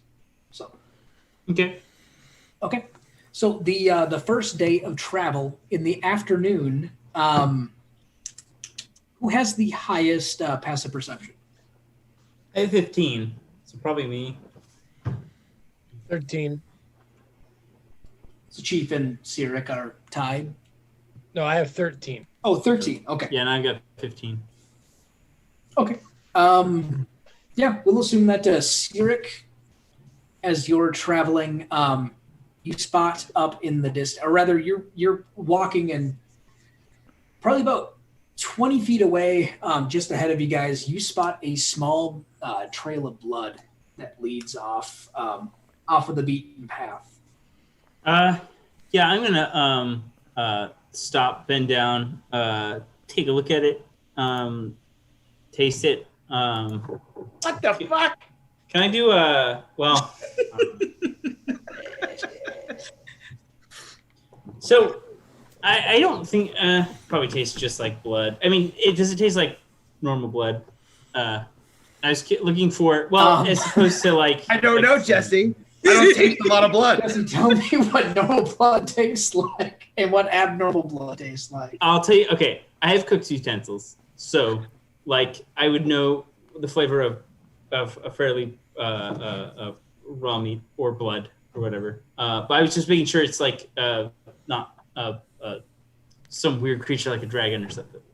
You know. Okay. Just as a way of investigating. Oh, well, would I be able to use survival to see if I could see if maybe they ran off the road and tore apart some branches or whatever?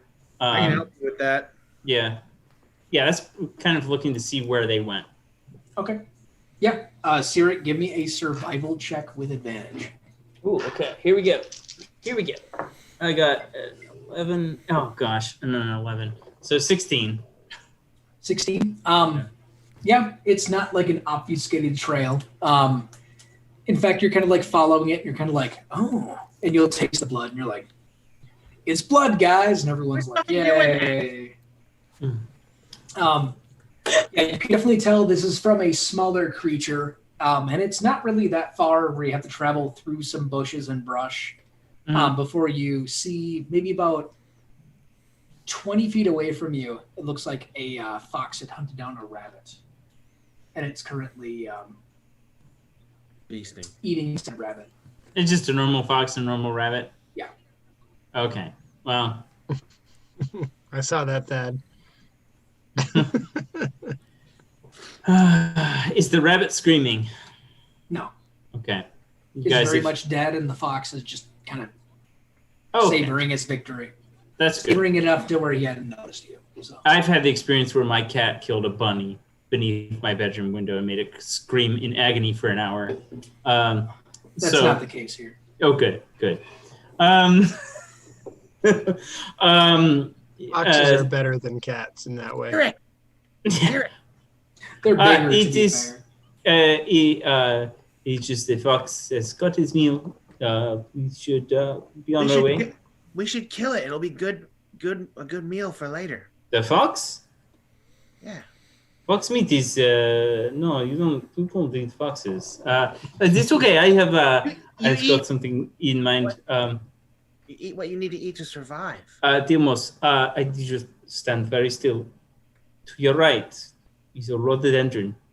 I need you to grab me a Rhododendron. I need you to grab a pink blossom and hand it to me. That one right there that's right next to you? Yes, it's very important. Yes. Hand it to me. Okay, thank you. I'm going to put it in my pouch. We don't need to eat it though. It's fine. I've got something else in mind. What the hell was that? What rhododendron is not common in this area, so the blossom is very useful for things. You allergic to picking stuff yourself? No, I just I did not want to disturb the blossoms by moving, and you were standing right there. So it's just it's very important. I to have for later. Okay, well. But thank you. We don't need to eat the fox. Maybe I do. You do not want to eat fox. Do you want me to go hunt it for you? And just draw back my bow. Oh, we've got plenty of food. I'll stealth over to the fox and snap its neck. Yeah, it's. What you want? For the sake of progression, Deimos, as you're sneaking through the bushes, you and Sirik talking, and everyone else kind of going, "Come on!" has alerted the fox, and it ran off with the rabbit. You see that what you did? I know exactly what I did. Yes. Let us continue. Is this fine? It's fine. Okay. You guys will travel. Sorry. As we're going, as we come across, certain plants, I'm just going to kind of wander over to the side of the road and grab some leaves or some blossoms or ask me to pick them. Apparently, whatever. Actually, yeah. If one of you guys are closer, I'll ask if you want to grab it. Zenelise does not do that. That's fine. I'm collecting. Nor does Chief. Zenelise is probably actually on the travel since he's got to represent his low passive perception.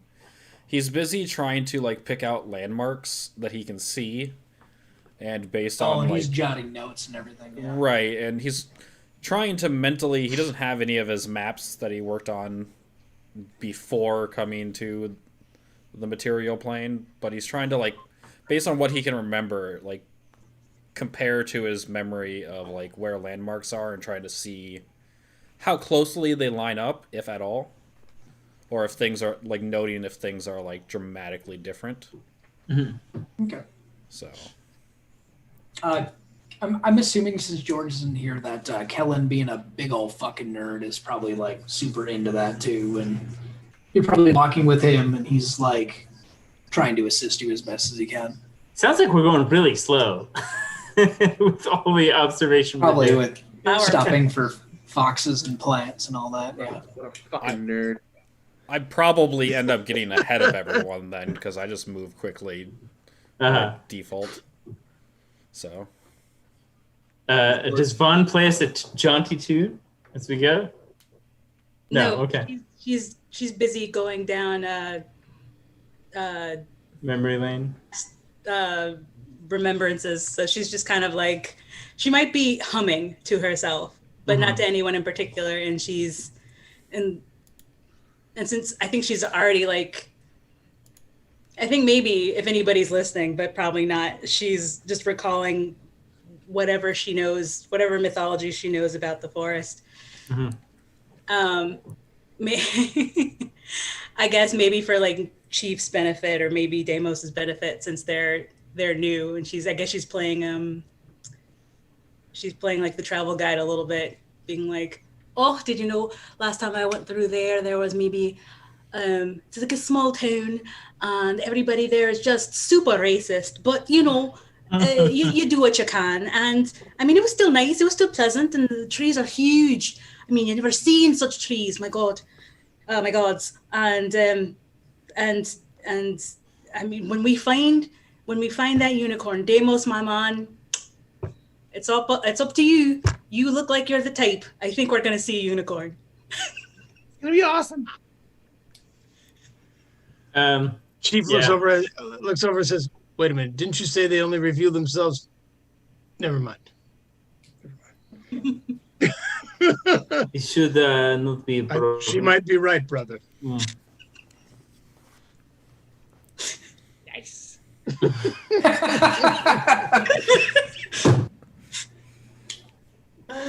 All right. All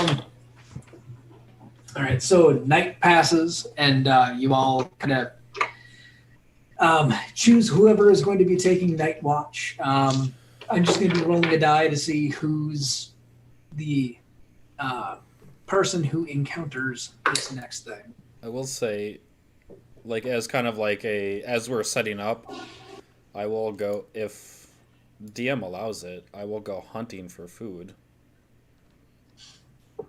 Okay. Part of my background feature. Okay. And I collect food, and so I have a cook's utensils and herbalism kit.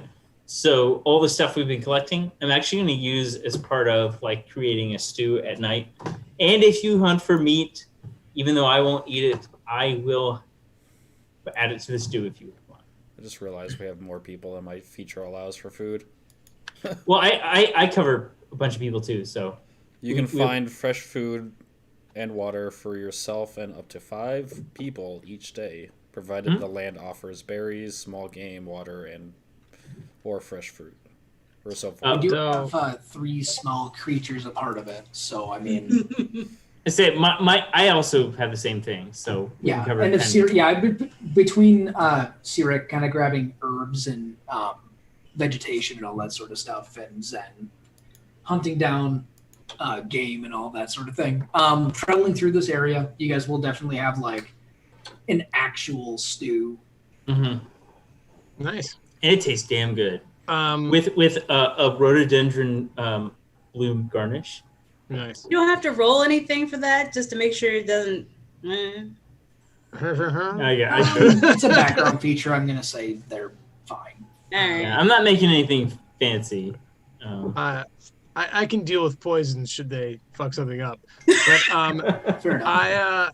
having never spent a day outside at night in my life, Chief begins to kind of root through his kits and basically rolls something that he then smokes to fall asleep.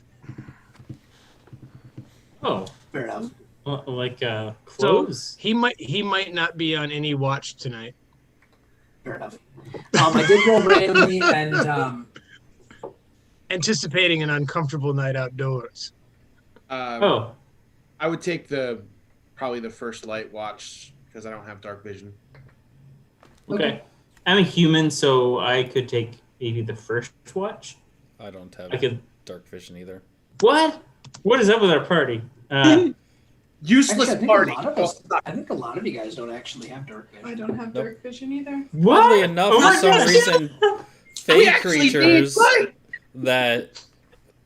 reason, fey creatures that originate from a plane that is primarily dusk don't have dark vision for some reason. All right. Well, I can take the. Well, there's no concept of darkness there. Why would they need it? Okay, so I guess my question is who would not be taking a night shift? Because it sounds like Chief wouldn't be doing it. Is there anyone who refuses to take a night shift? I'll take a night shift. Yeah, and I'll take a night shift. It's fine. Okay. Do we want? And I've got produce flame, so I can like. Well, it doesn't start a fire, but I You can. guys would more than likely have a fire anyway. So. Mm-hmm. Before going to bed, Yet will sew by the fire, just like make some like embroidery and stuff on some of the fabric she knows. Okay. I'm staring real hard. I'm still trying to figure out what it is, what she is. Gender-wise. I'm getting mixed signals here. Of course, I don't have a lot to go on either. So I will set out I have a my question for you, traps quick. as well. Can you mute so I can ask you a question for you? Oh.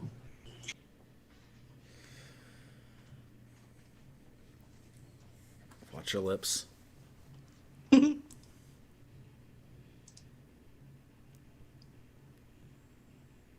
Jake's thinking. Very suspicious. Mm-hmm. I think they're trying to figure out how to use her race features the best. She's planning on seducing everyone in this damn party. I mean, she can't change into one of my creatures, so it's fine. Oh, and that could be a conversation for another time. I hope they can still hear us, because that'd be funny. Oh, I can. For the sake of the event, it is currently just Sirik and Biet. Everyone else is either preoccupied or asleep. So if I see you just staring at me, I'm going to turn, look at you, morph into you, and then morph back into me and carry on like nothing happened. Okay.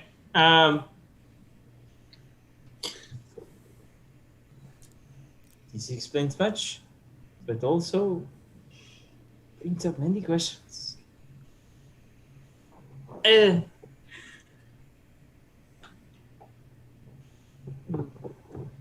Perhaps none of it. I like that Sirik is literally talking to himself. Yeah, I'm not exactly talking to her. This just muddies the waters. So I'm thinking maybe, I wouldn't have encountered. This is probably the first time I've encountered like a changeling or something like that, right? I wouldn't have encountered this before. Yeah, changelings are not like from where everybody is from. Like changelings are not normal. So I want to ask her, but I also don't want to get punched. So I'll wait. All right. Who is taking? I'm assuming it's like basically you guys rest for 8 hours, so there's probably 2-hour watches between 4 people. Who is taking third shift? Imagine I would. If it's Sirik first, then Deimos, then I can go. I mean, it's going to be dark. I'm going to do the first light, the very last watch. Oh, you're doing the last watch, gotcha. Yeah. I can take one of them. Then I'll take the third shift, basically. Okay. All right. While everybody is resting, Zen, you're trying to be Zen, not to make a pun on the name, but you're just kind of watching and appreciating kind of the nature, and this is still a foreign land to you. Like this place still looks strange. But over I would say the last couple of months that you've been here, you've been acclimating. The one thing that you cannot stand though for this night is this owl. It is hooting and hollering, and it will not shut the fuck up. Can I see it? I know it's dark, but can I find it? Yeah, I'm going to say it's going to be in dim lighting, but it's sitting up in a tree, and it's just, I'm going to say for the sake of drama, it is staring right at you and just kind of is hooing at you. And just kind of eyeballing you a little bit. I'm going to pull out my longbow. And I want to try and hit not the owl, but the branch it's sitting on, right next to it, to try and scare it off. Okay. so it at least shuts the hell up. All right. Roll me an attack roll. Sure. Oh, that's a 2 plus not a lot. Awesome. It's a 6 total. Is it just like Okay. move to the net, like to the left a foot? That's actually pretty much what happens. Zen, you basically like pew kind of in its general direction. You don't even hit the tree. It just kind of shoots off in a random direction. And this startles the owl, but it just kind of like flaps its wings and it heads over to another branch. But then just sits there, stares at you, and just kind of keeps making that loud, annoying noise. Stupid bird. I'm just gonna keep an eye on it. Like, I'm gonna watch it intently back as it's staring at me. And maybe try and throw a rock at it or something eventually. I'll say Just- give me an attack roll at disadvantage because you're like just grabbing a stone and just kind of hucking in this general direction. I hope this owl comes back in freaking subsequent nights. Do you just want to use the longbow stats or? Yeah, just roll that at disadvantage. That is actually a 15. Okay, I'm gonna say you actually hit the bird, Nice. in which Slash not case it screeches and flies off. I used a rock this time. It's not that to be fair, it is more merciful than an arrow. So I tried you not to smack hit it it. with the arrow, and then I got angry and threw a rock at it. right. Yeah, it's definitely startled as you smacked it in the chest and it like flaps its wings and then flies off into the forest. Which actually probably wakes up Deimos and he's kind of like, "Is it my shift?" Yes. Yes, it is. What the hell? Stupid fucking birds. But wait, just 1 minute while I enjoy this silence. Okay. Stupid owl has been tormenting me over the last 2 hours. It's gone now. Good. I'm going to sleep. All right. So the second day of travel, the morning and afternoon, relatively calm. You guys might like meet a farmhand that's just traveling with some provisions, going into town, going to Faldor. Nothing really eventful happens up until the evening. It's getting relatively late. You guys are getting hungry. You guys kind of decided to. You guys had like an early lunch, and you guys are getting a little bit hungry. And off in the distance, you guys kind of see a small farm that's just a little bit off of the road, probably like 20, 30 feet away. And there's just like this old farmer that's sitting there in a rocking chair, reading a book, and he looks over at you guys and he kind of waves over at you. He goes, "Howdy! Howdy, y'all!" Perhaps we should Hello? go and say hello? Why? We waved, we greeted.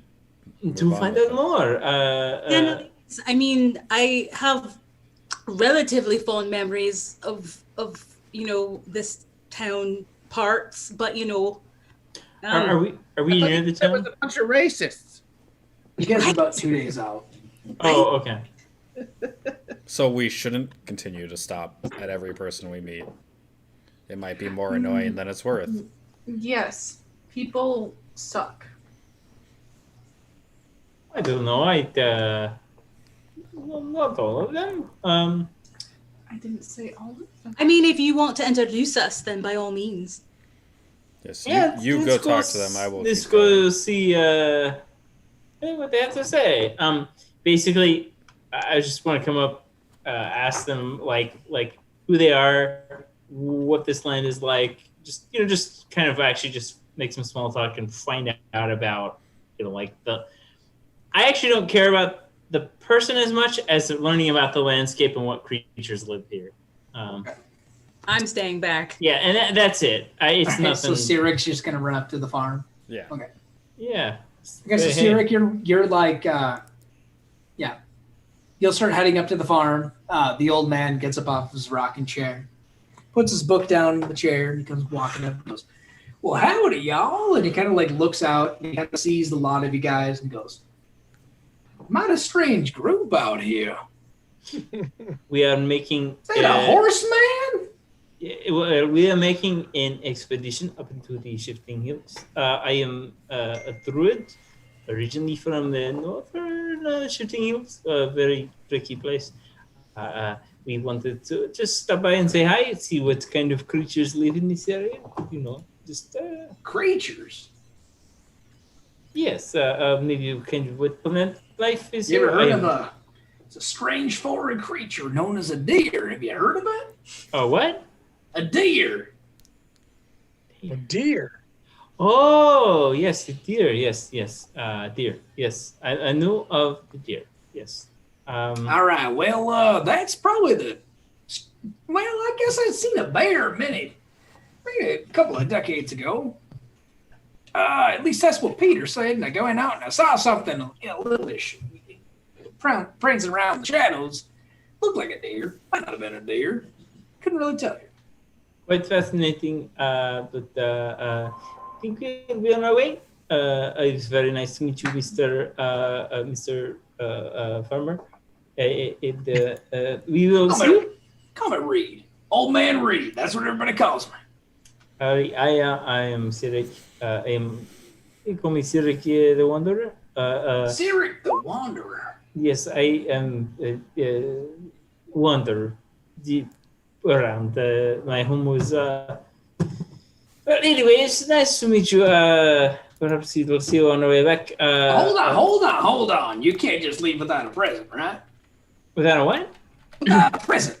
A gift. A present. A gift. Yes, item of gratitude, if you will. I'm gonna reach into my pocket and pull out a. No, not for me. No, for you. You're the traveler. You're the wanderer. Sirik the Wanderer. Oh. You need something for your travels. And he like walks over to the porch and he's like, just a second. And he's like going into a big sack and he's like ruffling through it and throwing a bunch of shit out of it. And he goes, all righty. And he comes back with like this turnip and he puts it in your hands. Oh, this is quite big. Very impressive. Rhododendron. It is a turnip of unusual size. Do you grow this? It is very big. Hell, you never had a Reed's turnip, have you? Tastiest turnip you ever tasted. Well, that is saying Throw that in something. the stew and boy howdy. Well, thank you. I'm gonna bow and say this is very, very lovely. Thank you, sir. You're most kind, and we will be on our way. We will probably see you on the way back in a month or two. So thank you very much. I'm gonna bow, and then before he leaves, thinks about it. I'm like, perhaps it's custom with my people. I will return the favor and give you a gift as well. And so I'll pull out and bring out I don't mean to give southern flora to your world, Jake, but we're gonna send Magnolia Blossom.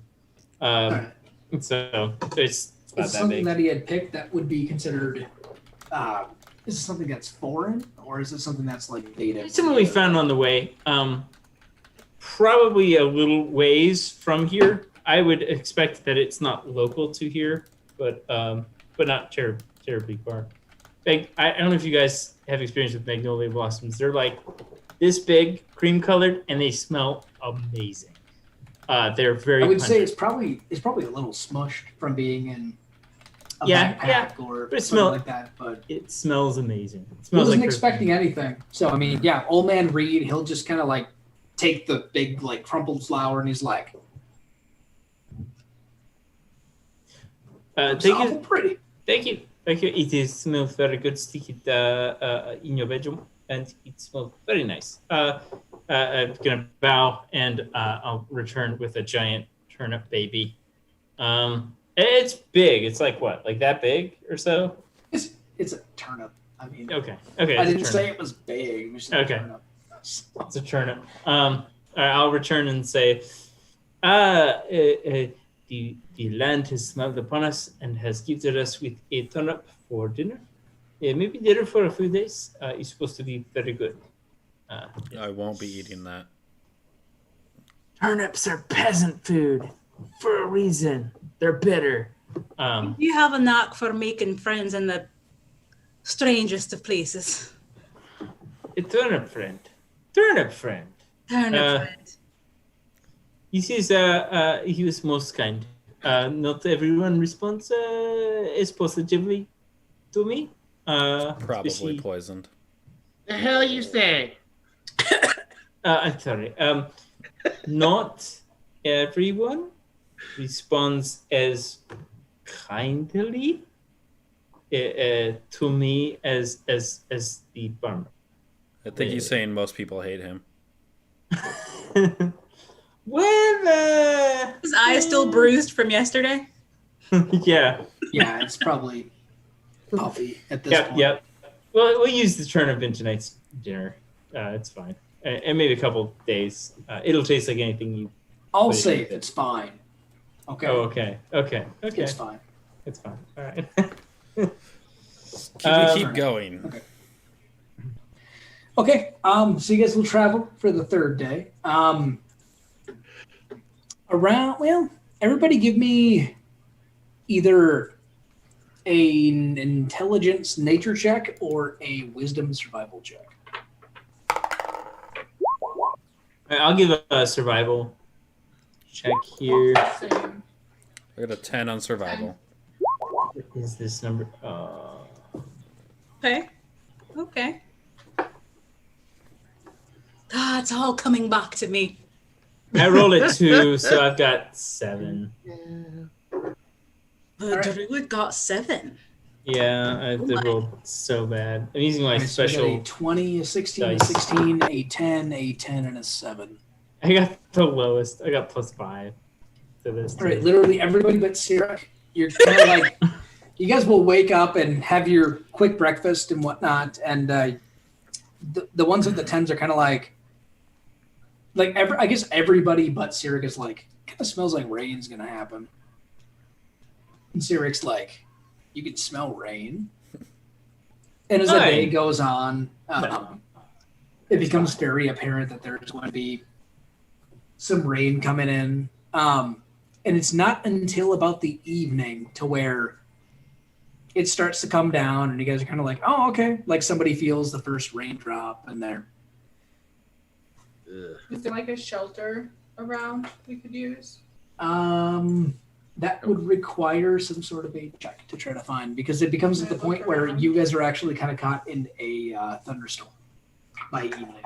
I will construct one. We'll investigate.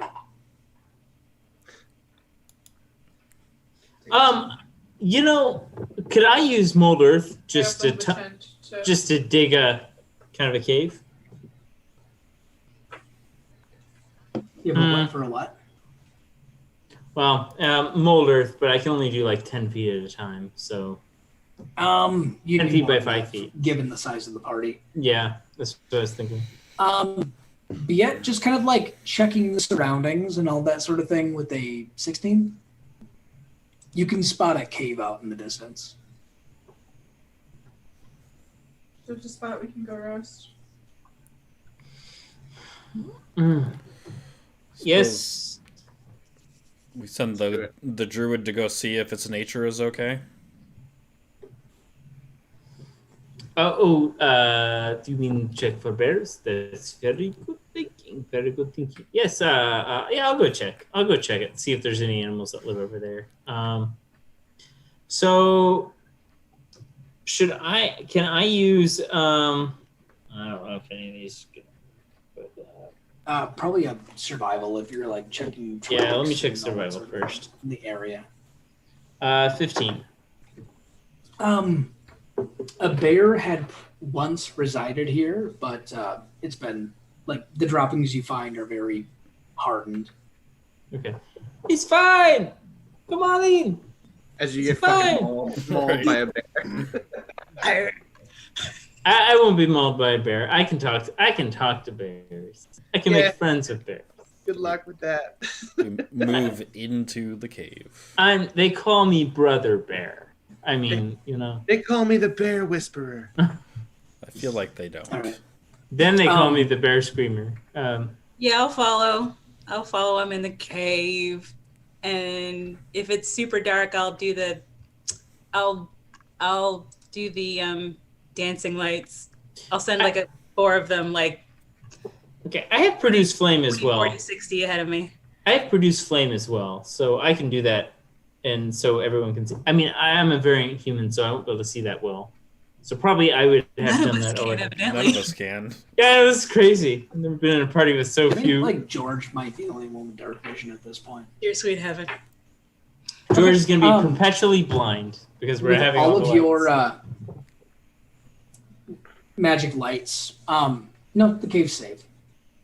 It's not actually a very like deep cave, so you guys kind of have to huddle a little bit together for the night. Just to. How close? That face. You guys probably can't set up tents for the night, but like sleeping bags next to each other and that sort of thing. I'll break out my bedroll. Who's sleeping next to the centaur? It looks like it's a standing night for me. Zen, you could probably like set up a sleeping bag and kind of like lean against it. You should be okay. Just like it should be enough for you guys to like. Everybody's got to snuggle a little bit close, but you guys will have no ramifications from the storm. Just drape my sleeping bag over my body as I stand there and sleep.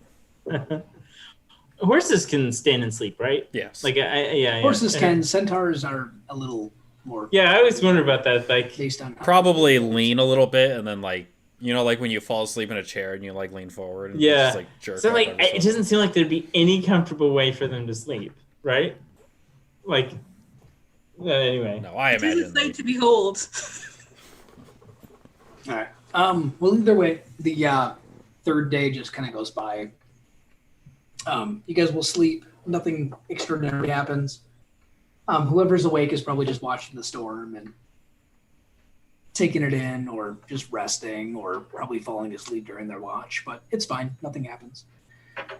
During the fourth day, in the evening, you all see a town in the distance.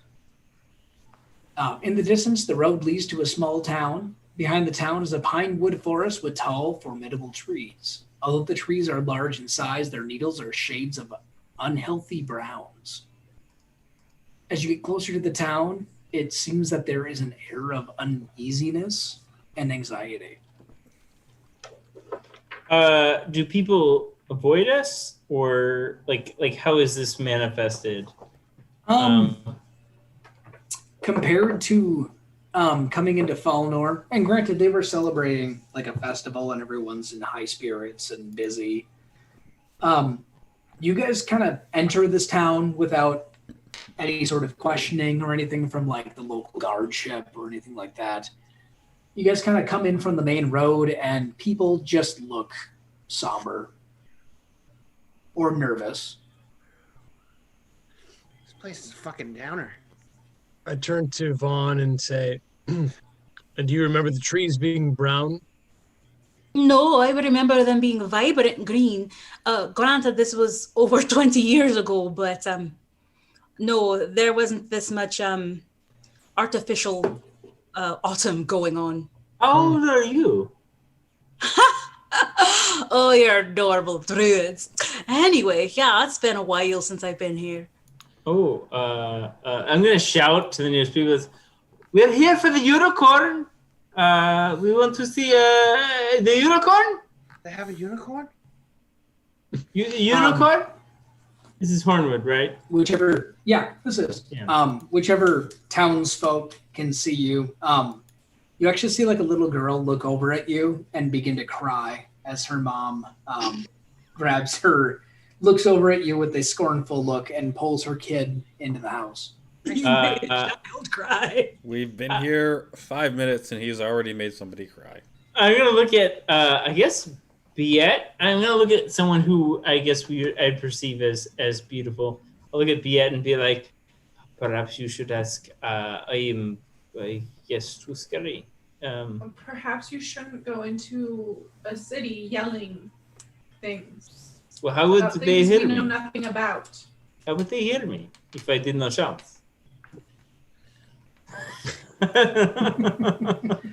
Sometimes it is best to remain unheard.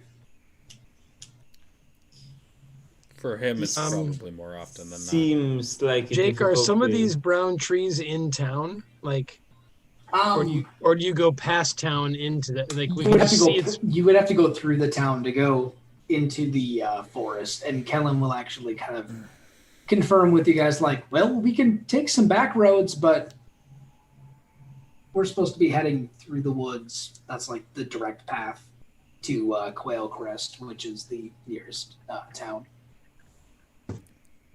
I'll find the nearest person. It is like the evening / like late evening, so the sun's starting to go down a little bit. Like maybe find a shop or something that's about to close and just peek my head in and ask the whoever's inside about the deal with the forest.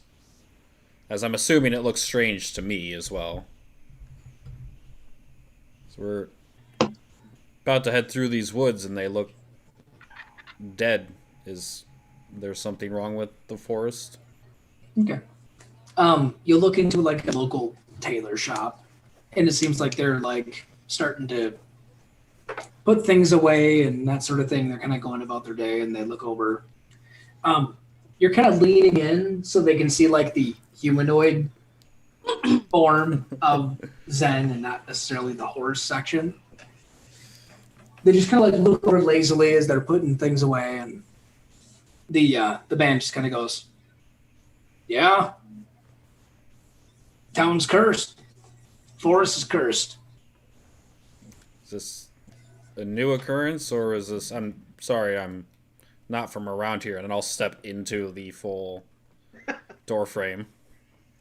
Not really from around here. Is this a new occurrence, or is this a long-standing...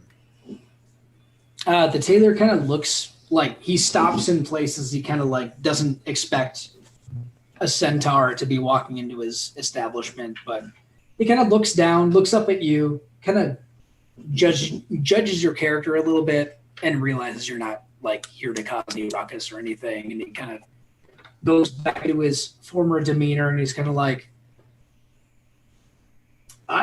yeah, you're not from here. Yeah, the pines are dying. There's something in the forest. And I assume you're not sure what? I've heard stories of a unicorn, and that's kind of what I was hoping to visit here. Or at least take in the wonders of the forest. Yeah, hardwood. We were, the whole forest, it was watched over by a majestic unicorn. Went by the name of Horus. It was her woods. And she looked over it. She kept it green, kept it vibrant, kept the trees tall. Then one day, as our lumberjacks went in, we have an agreement. We know to not cut down too many trees. As they entered, the local guards found them mangled and slaughtered within the wood. And it's around that time that we had found that all of the trees had decided to turn brown, and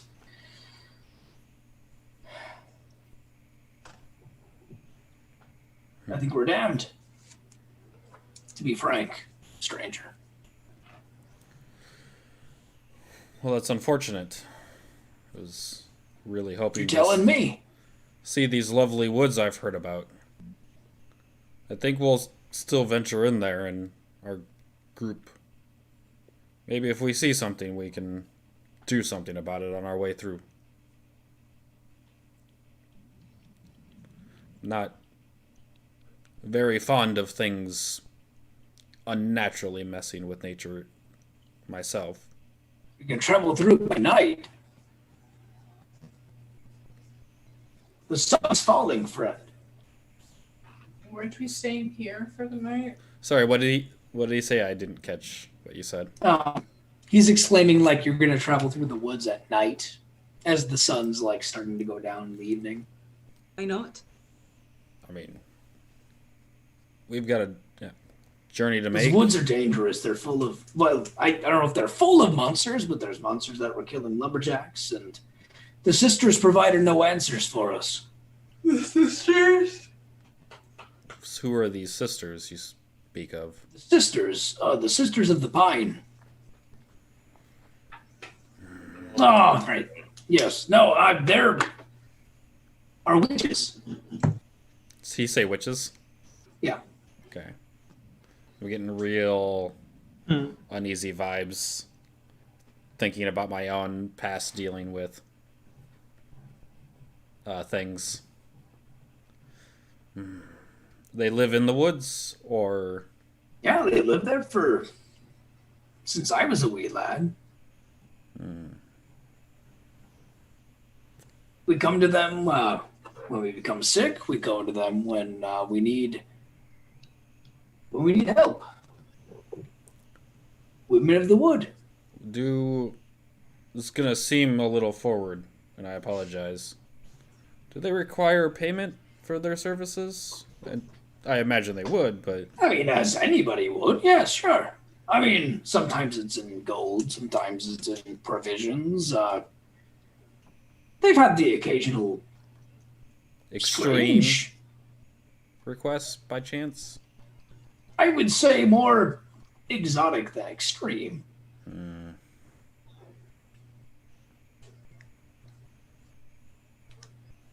It's very interesting. They haven't been unhappy, other than the woods issue. Well, that's kind of the thing. We've had a couple of our local guard. They've gone in. They've asked the sisters, and the sisters say that there's some sort of a monster that's corrupting the woods.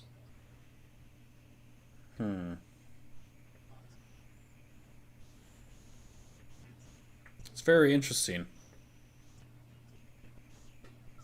Maybe we'll... I'll talk to my fellows about this issue.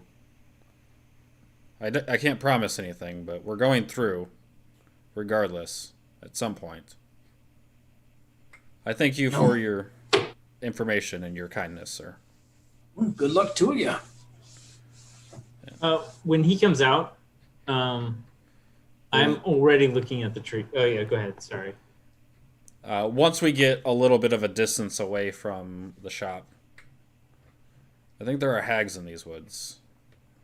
I don't know if they're dangerous per se, based on the conversation I just had, but the shop owner says that the hags, or well, use his term, sisters, seem to claim there's a beast in the woods causing this issue. When you walk out of the shop, I'm actually looking at the trees. I'm like, no, this is not good. This is not good. It is not time. It should not be dying. These trees are dying. This is not good. This is not right. Something is wrong. And you tell us, I guess, there might be hags. There might be hags. Yeah, maybe hags. Anything like fey hags? I mean, there are hags in the Fae. We cannot leave Yes, this. but if there's a coven of hags that are scared of something in the woods, that bodes very badly for us if we have to go through. I Yes. highly doubt they're like hags. We cannot leave this. This is not right. There is something very off here. Whether it's hags or monsters or something. Something is very off here. We need to dead take forest care. isn't really our business, though. It is. It is my business. We must heal the land. This is not right. What infects one place could infect another. As you guys are kind of discussing the news of these sisters, a young boy seems to overhear you as he approaches, and he goes, "Do you mean the sisters? The sisters that live in the wood?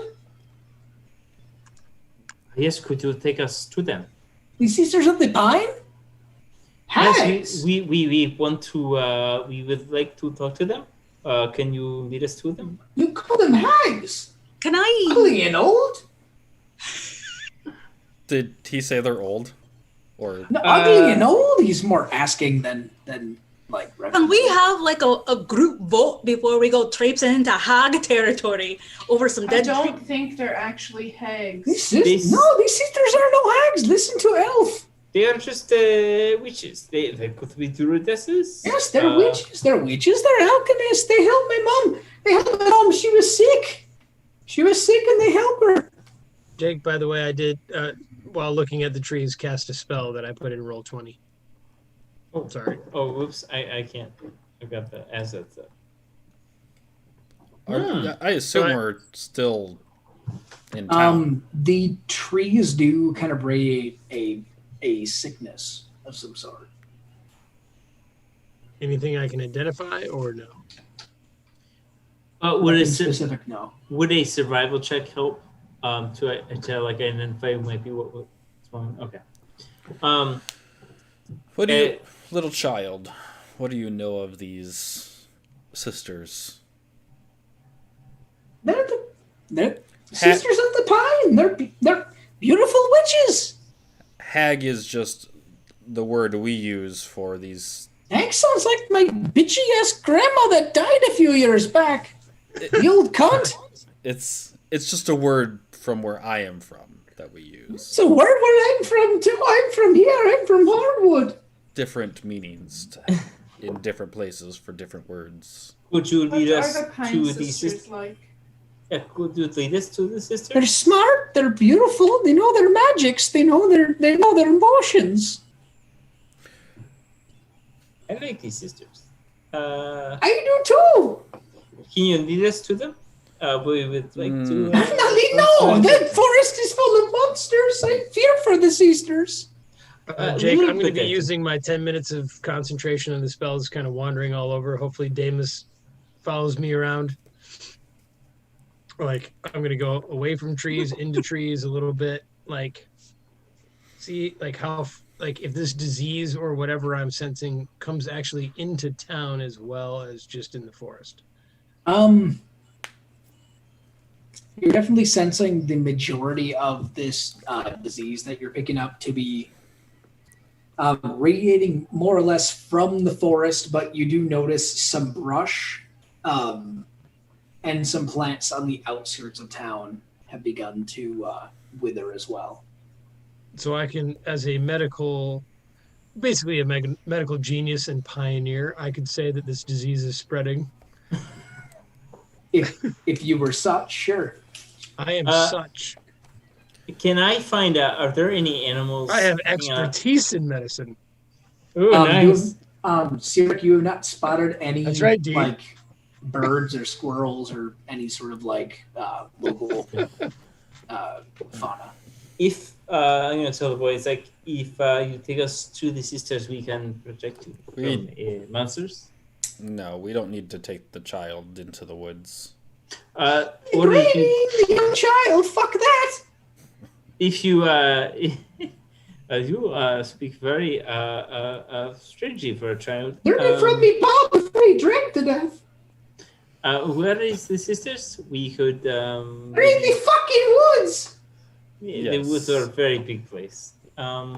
We need to travel through there anyways. It's not going to hurt us to look around a little bit more.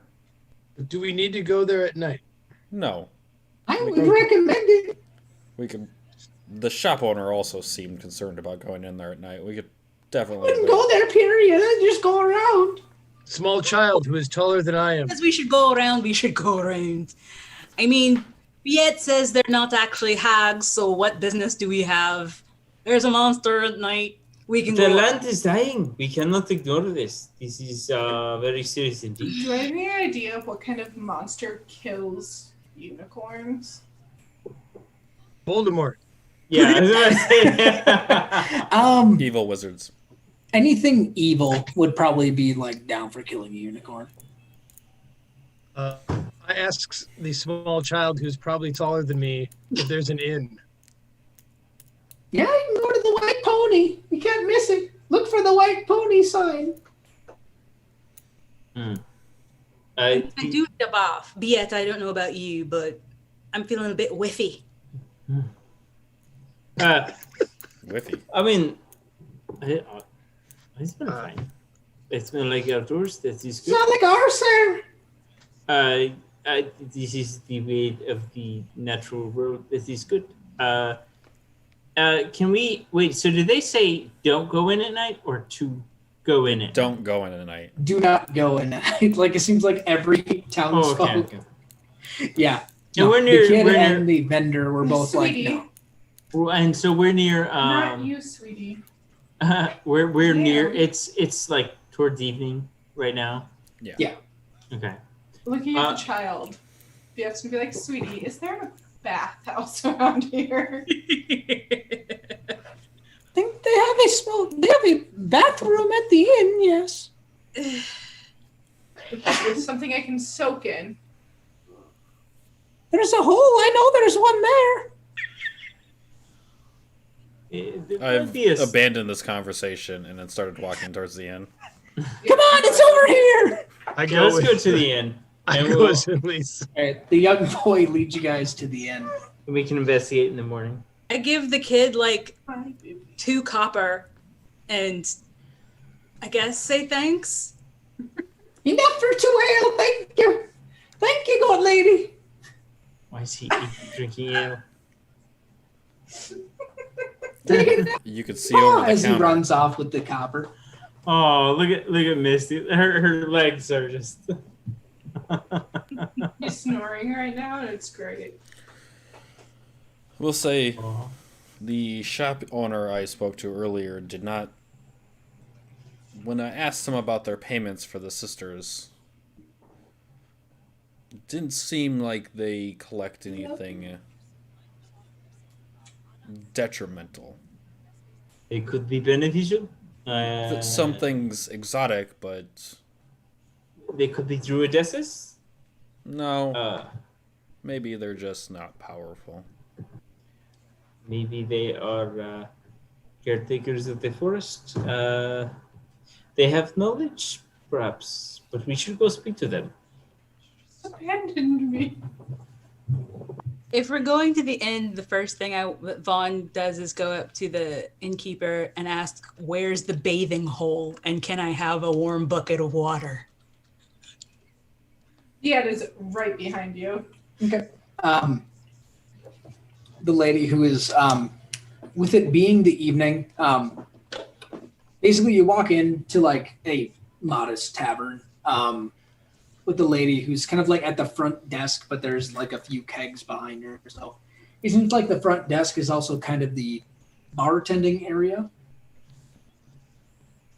Yeah, she's a middle-aged woman. She'll just kind of be like, "Oh, if you're buying a room, you can just round the corner, ma'am."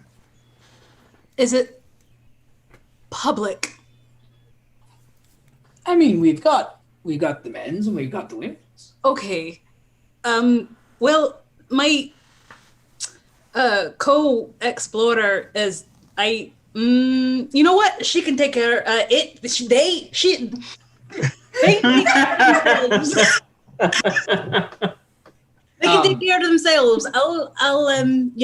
I'll take one. The middle-aged lady will look over at Biet, seeing the elven stature, and kind of go, as far as I know, elves can just kind of go where they please. They're kind of somewhere in the middle, aren't they? Sure, we'll go with that one. Well, fair enough. Thinks for a pronoun and just goes with elf. Rooms are just an SP. That doesn't cover food or anything, but it's just a silver piece for a room. I assume the gnome is basically the Yeah. one digging into the pocket for this. Yeah, Kellen will kind of be like, all right, all right. And you guys can kind of divide the rooms how you will. There's a few beds to a room, so whoever's feeling comfortable to stay with each other. The inn is not particularly occupied, so if like literally all of you wanted private rooms, you guys could do it. Yeah. Should probably conserve our resources and. I assume the brothers are sticking together. Oh, does that put me with the druid? Nature boy. Nature boy. Nature boy and horseman. I'm gonna Can throw down we- a silver to get my comic book own ever. room. Can we find out from the innkeeper any more information about the sisters or what's been going on? He immediately goes to go shower. Okay. Yeah, Biet and Vaughn, you guys just kind of go, fuck this, and you guys just head off to the bathhouse. Or rather, the bath room, if you will. Bath hole, I believe. The it's hole, the called. bath hole. Yeah, it's just basically like a back room where they kind of made like a spa. It's not Just mud, just a deep mud puddle. That's all it is. As you ask about the sisters, the general gist you're kind of getting from the boy as well as asking the innkeeper, Joan. The Sisters of the Pine are a group of witches who live in the forest. Some of the townsfolk had come to them for potions or magic or something along that nature, something more supernatural or something that's beyond their power or control. Do they know where they are? Like, could they give us a direction besides in the forest? Yeah. In fact, Joan could give you kind of like if you follow the road and then you've had she'll give you like general like landscape, like she'll give you a general like description of how to get there. Can she hand us one of those maps that Zen loves so much? No, there's no maps. It's just a verbal description of kind of how to get there. It's like, when you reach the first road, you're going to take a left, and then when you get to the second fork, you're going to take a right, and then you're going to go around the big stump. Like, it's kind of one of those things, but like it seems like it's generally simple to kind of follow. It's like literally 3 steps, and then you should be able to get sisters. Mm-hmm. She does kind of say like with strange creatures and monsters in the woods. She's kind of like a lot of the locals for the last couple of months. They've been literally moving around the forest, following the outskirts. What kind of strange creatures is everyone so afraid of? Bears? We don't dare investigate. We found our lumberjacks cut and bruised and left for dead, and we don't dare to question. Owlbear. We're just waiting for the sisters to come out and tell us what's the ruckus. Oh, is this something we need to take care of? Do not worry. We will investigate. We will find out the problem, and we will take care of this. We will heal this land. I'm on the other side of the room from this conversation. I am not anywhere attached to it. Mm-hmm. Fair enough. Cyric, give me a persuasion check. Sure. You're really good at those, right? I am so amazing at these. Nice -1, right? Yeah, -1. Here we go. You have a negative proficiency modifier with something? So, I have a 0. I rolled a 1. She thinks you're just a fool. In fact, she kind of thinks you're kind of coming on to her. Okay. And she's really not impressed. Like, you just seem more insane than anything. And she's kind of like, all right. I probably. Well, your short gnome friend paid for your room, so there's your room is key. I talk to him. Talk to him, please. I've got like a stick stuck in my hair, and I'm like, "We will heal this land."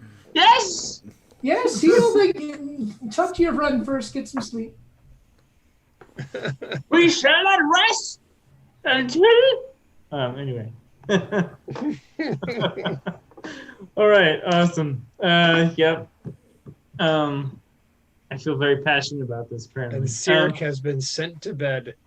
Yeah. Pretty much. Alone. Alone. Yeah. The Zen chief and Deimos, are they just kind of relaxing for the rest of the night? Just kind of settling I'm in. so grateful to not be sleeping outside. Fair enough. Not too bad. I'm gonna head out, guys. My head's not really in the game tonight. I get you. Okay. Bye. Yeah, I hope everything's Have a good going night. okay. Yeah. We'll see what happens. But what is it, Thursday? All right. Yeah. We'll see you guys next week. Okay. Okay. Talk to you later, All right, Peter. Everybody, take it easy. Bye. Bye. Peter. Yeah, the rest of you guys, if you head to bed, you guys head to bed. Biet and Vaughn, you guys are enjoying the bath room. I don't know which guess, side more. she's on, so Oh, I went to the female side. okay. Oh dear, wait. Okay. Biet does one of those like modest things where it kind of Biet walks in. I'm going to be very frank here. You can't quite tell if Biet's just flat-chested or male. It's kind of tough to tell. Uh-huh. Mm-hmm. Towel covering all of the front. Definitely it's definitely like covering the waist down, but it's still kind of tough to tell. Like with such a When she comes in, we're like, figure. I mean, I don't want to roll for it. I'm just taking taking it for what it is and being like, okay, well, cool. It's fine. You know, I grew up around, well, freaking satyrs don't wear pants normally, so whatever. Fair enough. So yeah, there's like maybe like a slight inspection and then I just say whatever, I don't know, and and get on with it. All right, well, given the steam, we can give a perception check with disadvantage. Okay. As I squint. I imagine I've got a checklist of male, female, and they're like dead even every single time I see her. Doing something, I'm like, And with an 8, you have no idea. All right. So I just It even seems like Biet like entered the room, like kind of gave you like the nice like modest like hey, and then like sat down and then removed the robe and like their legs are just crossed in such a way you're kind of like, all right, I don't even know. It's fine. Yeah. nice arse, but otherwise no idea. Okay, so yeah, I'm not going to pretend to make any small talk because it's time for scrubbing. I'm just full of like 4 days of dirt and grime. Yeah, being adventurers, you guys are like, yeah, the two of you are probably more like, let's just get down to business. Let's not worry about this. And yeah, you guys will wash up and feel nice and refreshed. Yeah, as long as I'll do small talk, but I'm not going to initiate anything. And I'm just going to just get down to scrubbing. And because it's probably, not, like you said, it's a hole in the ground and some hot water. And I'm like, okay. Yeah, it's just I don't know you a back very well. room that they kind of converted into like a bath house, if you will. It's basically like a room with like a spigot. It's kind of like a poor man's spa, basically. Cool.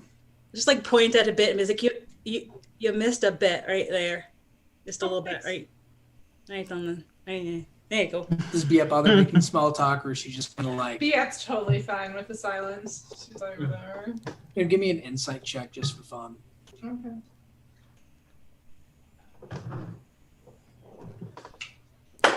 That is a D12, no D20. Yeah, natural one. Okay. I'm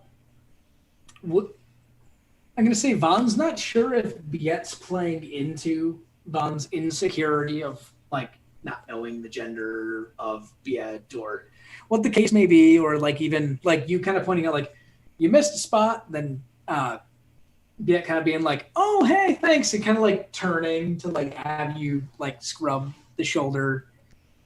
You're not sure if like Biet's antagonizing you or like putting you on, or like it's very hard to read Biet's like body language. I'm going to chalk it up to elves, quote unquote. Fair enough.